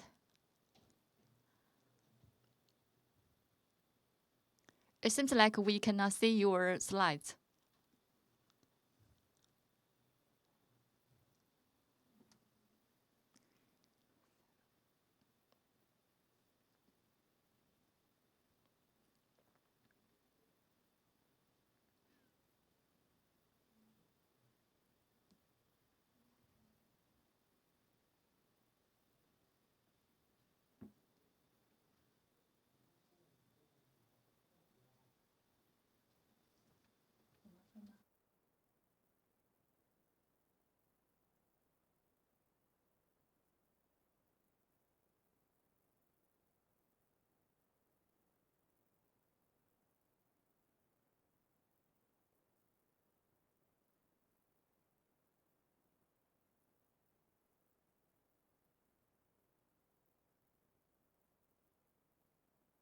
Dr. Mate Rosalie, it seems like there is some internet uncertainty from your side. So we will suggest that our staff, Davy, will share the slides on behalf of you. All right, so here's your slides.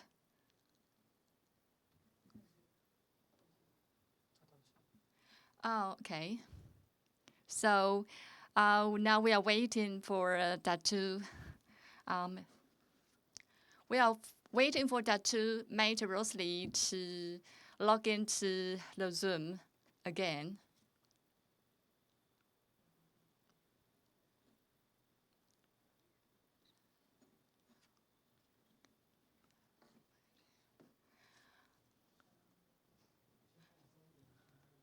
While we for Datu Mate Rosalie to log into this section again. So if you have any questions, remember to do leave your question if you got our questionnaire.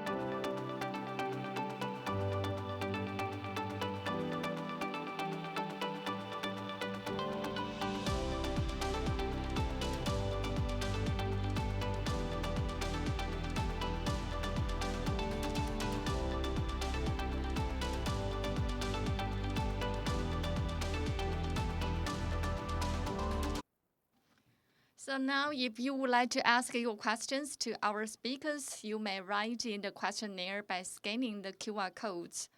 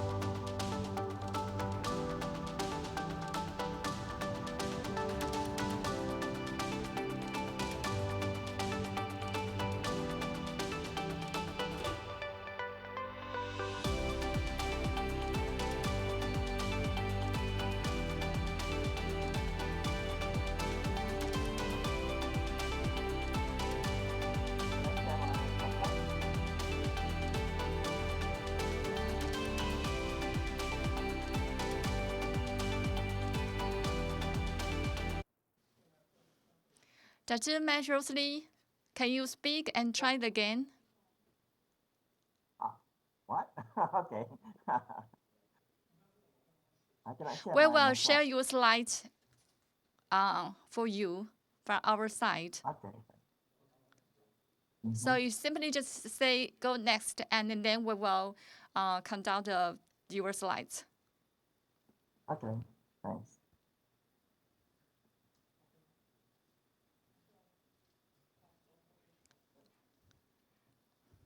Okay, now Dr. Matt Rosalie, please.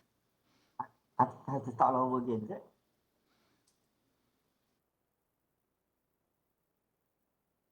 Thanks, Amber. Okay. Um, good morning, everybody. Sorry about the technical problem there. So my topic today is on something which is not that heavy as my previous speakers.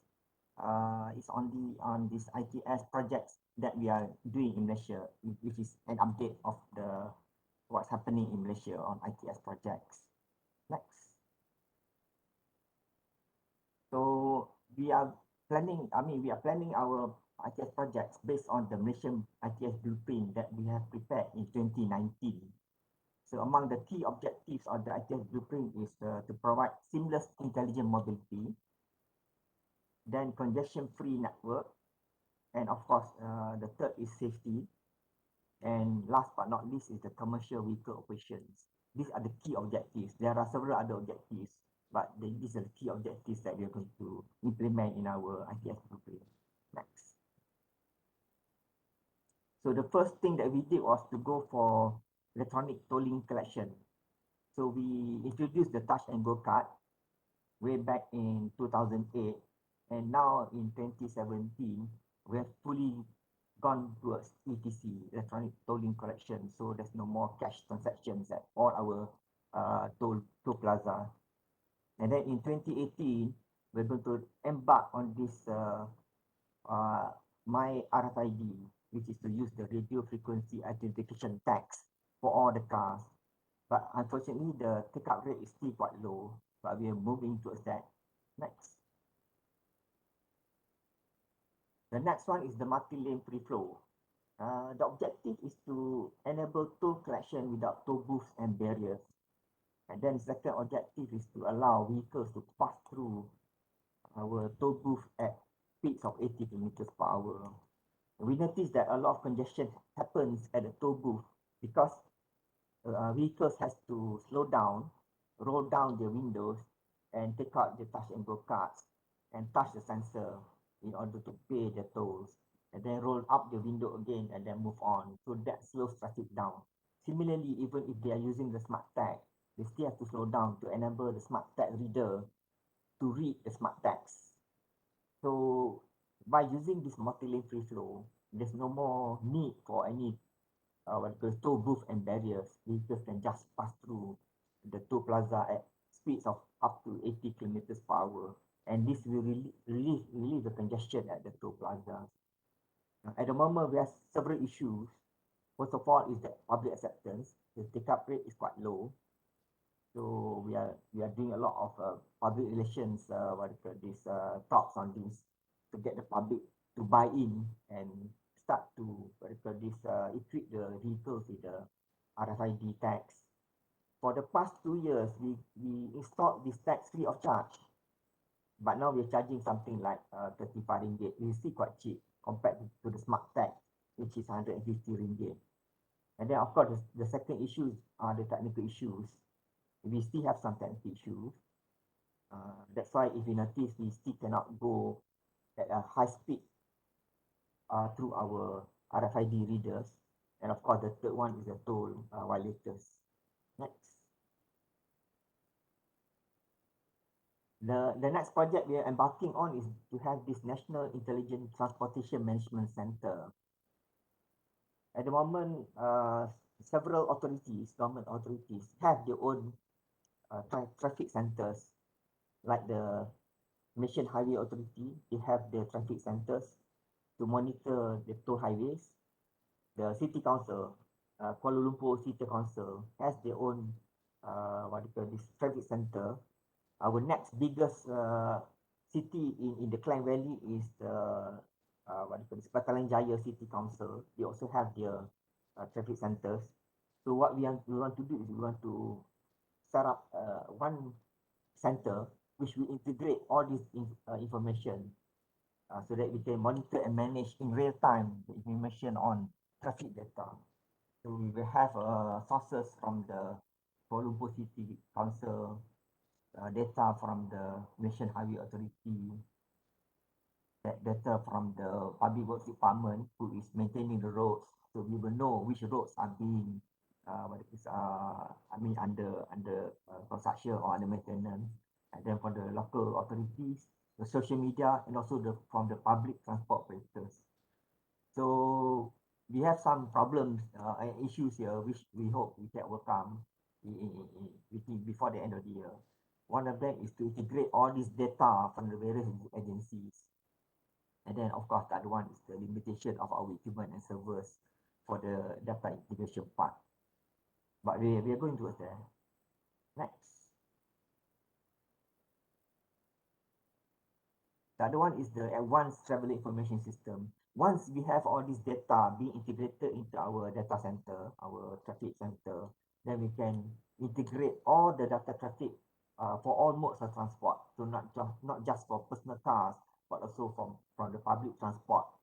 Then we can provide real-time data to users on the smartphone, so they can know which route to take, which mode of transport to take in case of what you call this congestion. For example, you want to go to the city center and there's an accident on one of the roads. So all the what you call this roads are congested. So it's best to take the public transport. So the main issue is the traffic data center, which we hope once our national integrated traffic center is completed, we will have all the data there. Next. The next one is quite interesting. We want to install this way in motion on our selected roads. So this way in motion will provide us data on our highways and our roads, so that we will be able to plan our future roads. To decide, we can decide which roads to be upgraded, which roads to be bypassed, and things like that. And then using the way in motion, we can also determine the gross and axle weights of the vehicles on the road. And with this data, the gross and axle weights of the vehicles on the road, we can use it for our overloading management and enforcement of weight restriction orders. So we're going to call tender soon on this project. Next. Then the next one is to have these onboard units, which we want to install on the commercial vehicles. So with this these onboard units, we can monitor first of all the movement of the commercial vehicles, and then we can also tell the driving behaviors of the drivers, the speeds, whether they're driving safely or not. Then we can also use it for toll payments. So at the moment, we do not have the much information on the type of OBU to be installed. And then we do not have a control center to monitor all this data from the OBUs. And of course, there is the reluctance of the industry players to share the data.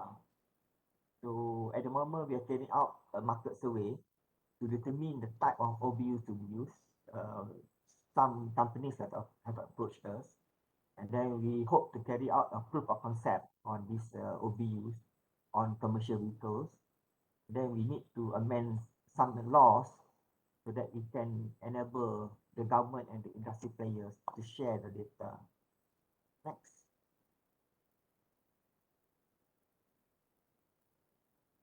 Next is to have this National Freight Data Hub for commercial vehicles. We want to create a National Freight Data Hub to collect and share data on the logistics industry. This data can be used to improve the goods and delivery services, reduce costs in cross-border services, and improve timeliness of delivery, and assist in data integration regionally and internationally. So we have some issues here which we will solve soon. One is to gather and integrate the data from various sources. And then there's no central logistics database or hub to share the data collected. So at the moment, we are going to engage with all the logistics players, and then we will get their buy-in to share the data with us. And of course, the next one is to get the funding to create the National Freight Data Hub. If you notice in our nation ITS blueprint, most of the projects are to be funded by the private sector. Only a few projects are to be funded by the government. For example, the what you call this, the way in motion that is going to be funded by the government. The National Integrated Traffic Management Center that's funded by the government. But the others are actually supposed to be funded by the private sector. Next. Then we will have the ports connectivity.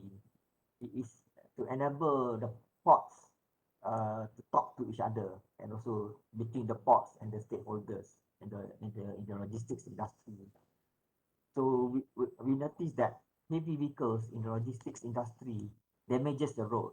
So we need to reduce the use of heavy vehicles on our roads, and hopefully we will promote the use of rail to carry heavy and dangerous goods. And then we have a lack of regional distribution center, and then there's too many ports in the system. So much so that some ports are being underutilized. So what we want to use is we want to encourage the use of rail to carry goods. And we want to utilize the ports and airports as the regional distribution center. And then we want to turn the smaller and the private ports into spokes and the bigger ports into hub. We want to follow the aviation industry whereby they have got this hub and spoke operations. So the big airports are the hubs and the small airports are spokes, feeding traffic to the hub airports. So similarly, you want to have that. So the big ports like Port Klang, Penang Port will be the hub ports, and the smaller ports will be the spoke ports, feeding what call this cargo to the smaller to the bigger ports. Next. And then as far as safety systems are concerned, we're going for autonomous vehicle. But at the moment, there are not much takers. We have put in the legislation and regulations in place, and we hope the private sector will take up the offer. But so far, there's been no takers. I mean, no interest shown from our two manufacturers, which is Proton and Producer. But the purpose of this autonomous vehicle is to provide self-driving vehicles to make everyday journeys safer, easier, and greener. So hopefully, anyone out there, if they are interested, they can take up the offer. Next. Then we will have this international border crossing clearance. We want to use ITS technologies to improve the systems and management of international border crossing clearances. So with this system, there is less what do you call this, exchanges of hard copies, so that the traveling time, the travel between the borders will be seamless. So for example, between Thailand and Malaysia and Singapore, because there's too many stakeholders involved when it comes to international border crossing. The immigration for the drivers, the customs department for the cargo, and the road transport department for the vehicles. So at least there's three parties involved. So hopefully by using ITS technologies, we can reduce the bureaucracy and speed up the process. So what we intend to do is to improve the cooperation between the various stakeholders. Next. And then disaster management. We want to use ITS technologies in disaster risk management. So what we intend to do is we want to make our National Integrated Transport Monitoring Center as the control center to also coordinate the disaster risk management. If you notice in my previous slide, I mentioned that we will have data from the JKR, the Public Works Department, who are doing the maintenance. We also have what do you call this, one division in the Public Works Department who is monitoring the slope what you call this repair works and things like that. So we have all this data and we can share the data in disaster management. So we hope to embark on that once we have our center up and running. Next. Oh, that's all. Thank you. I have got this QR code up there on the right hand side, top right hand side. If you want to download our Malaysian ITS blueprint, you can just scan the code. Or if you can also go to our what do you call this Ministry of Public Works what do you call this website, you can download the thing FOC free of charge. Thank you. Thank you, Datu Matt Rosley, for sharing ITS Malaysia 4 years blueprint. And now we are moving on to the Q&A section. I'm inviting all speakers to turn on your cameras so we can see each other's. And if audience would like to ask you questions to our speakers, you may write in the questionnaire by scanning the QR code. Thank you. We have collected some questions for speakers. First, the question goes to Dr. Y.C. Zhang. So, Dr. Y.C. Zhang, are you there? Can you turn on your cameras?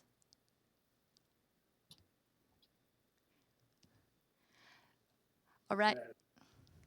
Yes. Okay. Thank you, Dr. Y.C. Zhang.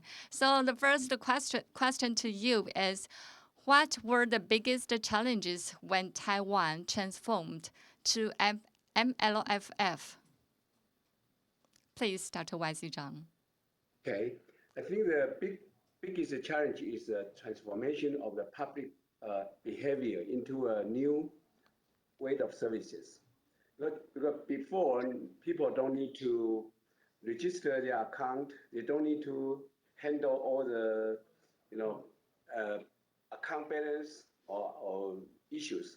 You want to do the market free flow, you need to personalize the services and personalize behavior with them. For example, when they are driving in the highway, off the highway in 5 minutes, and your APP must be able to tell them how long they have been driving, dropped, and what is the balance of the account, what is the remaining of the account. All this is not only a company project, it's a nationwide project. All the motorists will be impacted. So how to prepare for this kind of the behavior change of the people, of the society, of the infrastructure, of the system, of the mindset of the government, it became a big challenge in our project.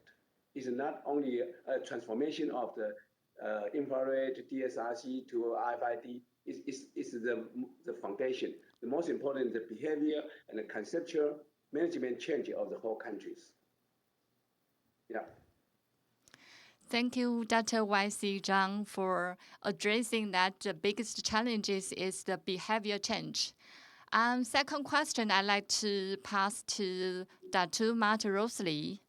So, which project do you think will give the most impact to the public? Thank you for the question. To me, the biggest impact will be the what do you call this, way in motion. Because first of all, we can what do you call this provide safety to our road users. Because if you notice, a lot of accidents on the roads are due to driver behavior. It's not actually the what you call the road design, not because of the vehicle design, because that has gone through a lot of what you call it, trial and test. So it's mostly the driver behavior, and a lot of these accidents are happening due to the overloading. When you overload your vehicles, your heavy vehicles, you will have problems handling the vehicles. So with this way in motion, we can actually enforce the overloading of the vehicle. The minute they overload, we know, and we can issue summons and take punitive actions against them. And then on top of that, what do you call this? We will, the side effects that we will have a better road, Because as when once the vehicles are not overloaded, our roads can last longer, so there will be less damage to the roads. So that will improve the quality of our roads and the ridership, what you call this quality of the surface. Thank you. Thank you, Dr. Matt Rosalie, for sharing your perspective. So we got more questions. So we have online question from Murphy. And the question goes to Dr. Leong. What is the best balance or solution between traffic efficiency? Between the traffic efficiency and safety. Sometimes we want more safety. We need to reduce the speed, especially in the cities. So what's the best balance or solution between traffic efficiency and safety? Dr. Leong. Dr. All Leong, right. please. Thank you, Chamber. First of all, I think when you are talking about area traffic control system efficiency and safety, the most important thing is the system must be efficient. Efficient in the sense that it will actually reduce the frustrations and also reduce the loss of confidence to your system. You must make sure that people trust the system, then only they will obey your traffic light. If they obey your traffic light, then definitely safety will come into place. So there's no two way saying that, okay, let us improve the safety.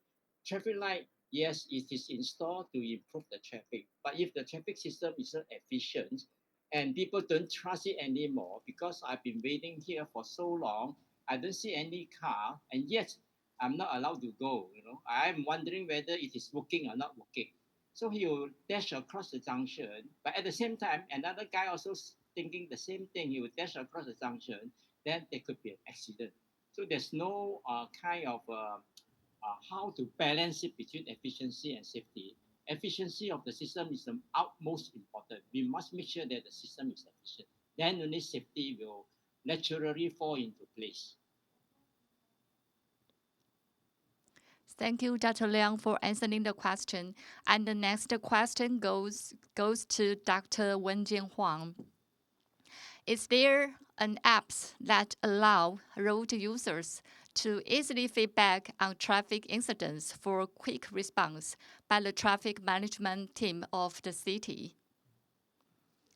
Yes, right now the MOTC actually they integrate all the city's traffic data, and also they have a platform. It's called application 1968. It's a smooth traffic in Chinese word. Actually, you can use that to query all the freeway, highway, and some city actually they provide some real-time information. And we have also have a police radio. Actually, they have a website that provide real-time instant information to the users.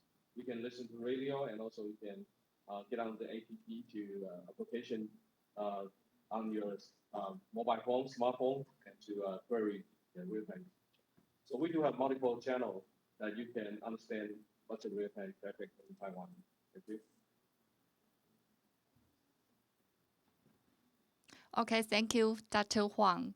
And we have a question from Malaysia. The question goes to Dr. Marta Rosalie.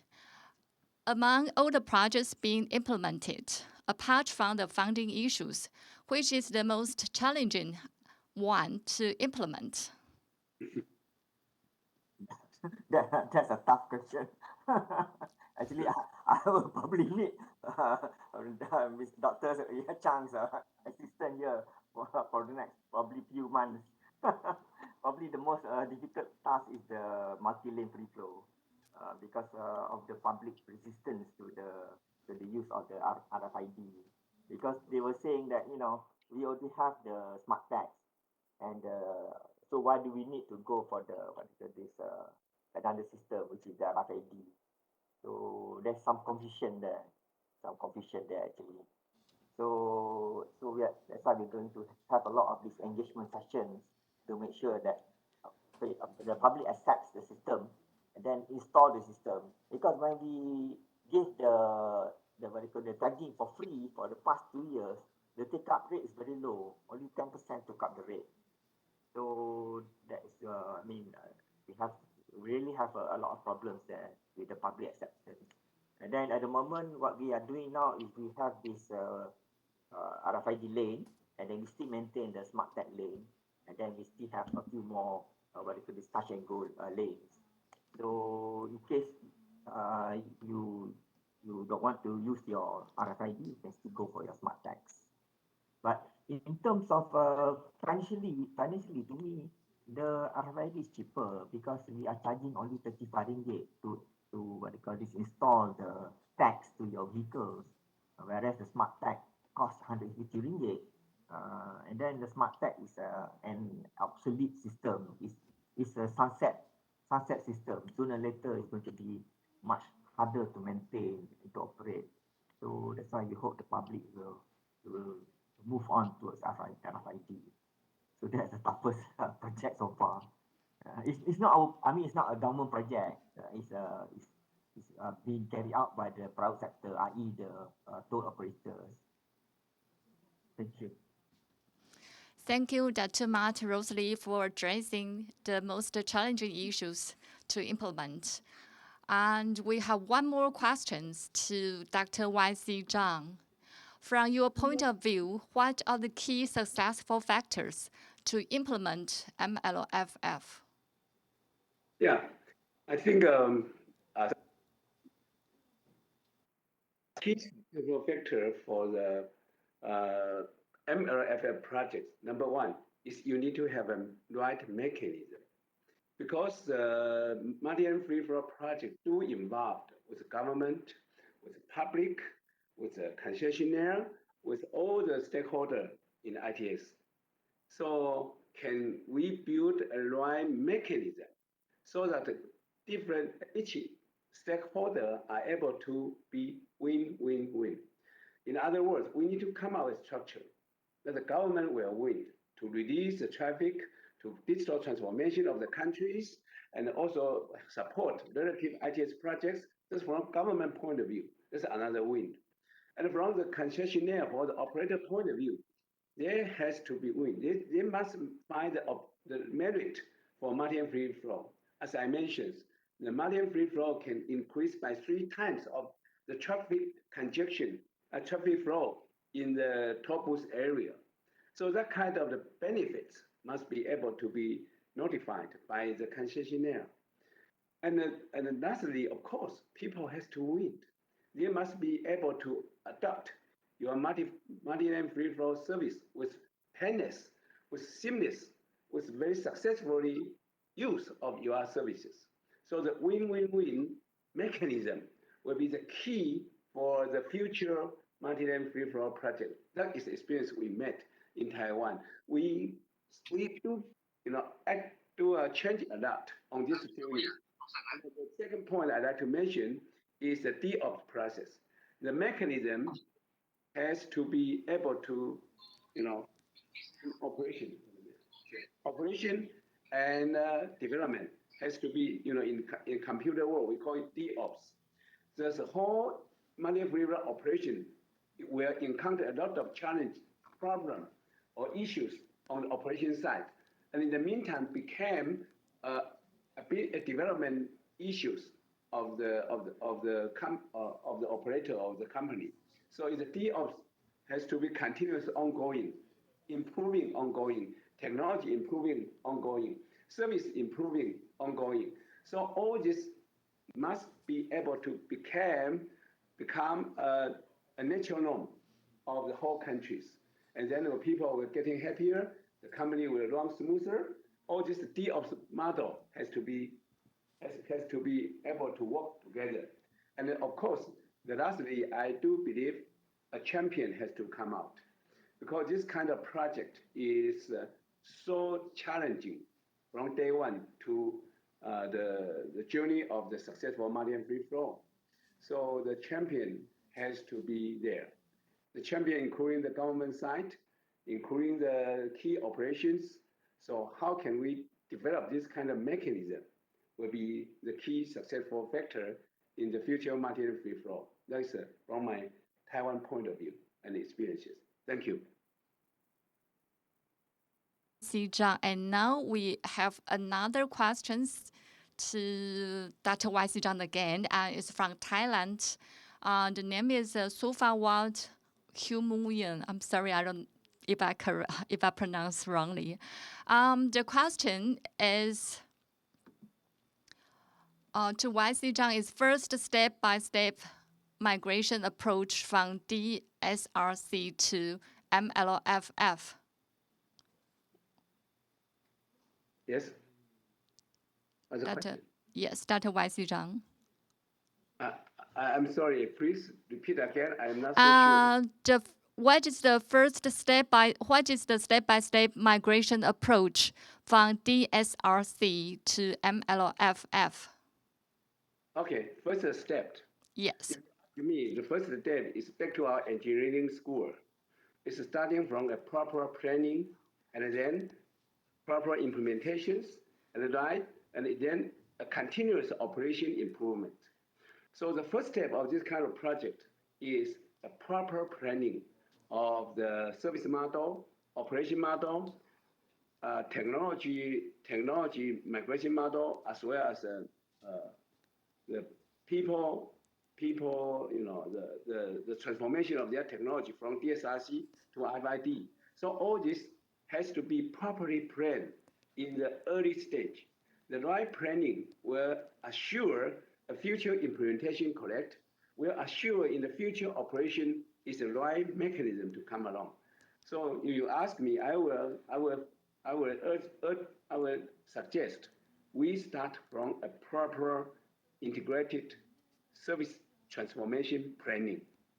And of course, from the customer side, from technology side, from operation side, from service side, everything will be come along. Thank you. Thank you, Dr. YC Zhang. And now we have a message from the Professor Jason Zhang from the National Taiwan University, and he wants to address to Dr. Liang and Dr. Ismail that the best wishes and see you in Los Angeles.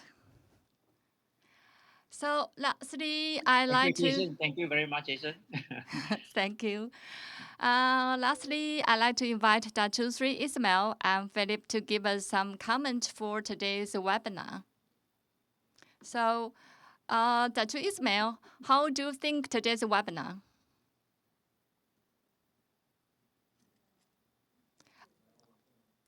Can you please turn on your microphone? Sorry. Yeah, Can you hear okay. me? Okay. So thank you very much. I've gone through from the first minute until now. It's very interesting topic actually. Cover both sides, talking about the current issues. Of course, we are talking about the ITS, about the transportation. Of course, it's a very big topic. I saw that Rosty topic, very challenging. I've been wondering whether he can achieve or not. I'm not very sure. So we talked that thing very long time. I heard YC Chang, so very impressive. So we have been talking about the multi-free flow for very long time. So Mr. Chang also very frustrated why Malaysia too slow. So we want to move very fast, but somehow there might be I agree, must be one champion to do this thing. You need a brave guy, more robust and very committed. We cannot leave it to the private sector alone, and neither government also cannot say this is a private sector initiative. Cannot. Everybody must be in the same page, same picture, and same taking all the responsibility. So we cannot run all these things because it involve public. Public government cannot run. So we cannot say this is a private sector initiative and it involve everybody. So to me, it's very important. So I'm very happy to hear very nice, very good topics actually. I hope we can continue. Of course, Dr. Leong, we also heard about your new technology there. So a lot of things and so on. And I think it's very interesting. I actually very happy to hear all the new things in Taiwan. So we hope ITS Malaysia will visit you one day, and hopefully maybe we can see in Los Angeles. Okay, thank you, Jason. So I always remember you. Every time I tell we will never fail to see you. Of course, and Mr. Chang and the team. Thank you very much. I think it's very great the topics, and we should continue another platform. Maybe as I told my people, why not we try to do something? Maybe another one, maybe by the year end, something like that, and then different topics and so on. Yeah? So today, to definitely, we want to hear from the operator, people from Malaysia to say, people from as well. Okay, thank you very much, and very great success, and thank you very much. Thank you, Dato Sri Ismail. And Philip, how about you? Any comments?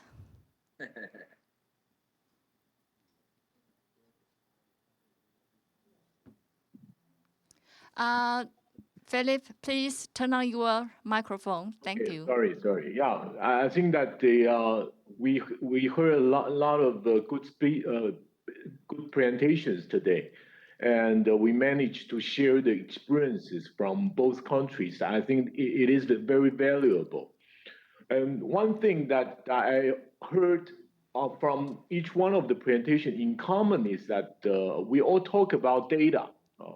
We all talk about the big amount data, and we all talk about artificial intelligence way to manage traffic in the future. So I think that it is very important that for us to look at our data structure, especially the infrastructure, how to make that happen. That will be a very important infrastructure for the ITS society to start to think of.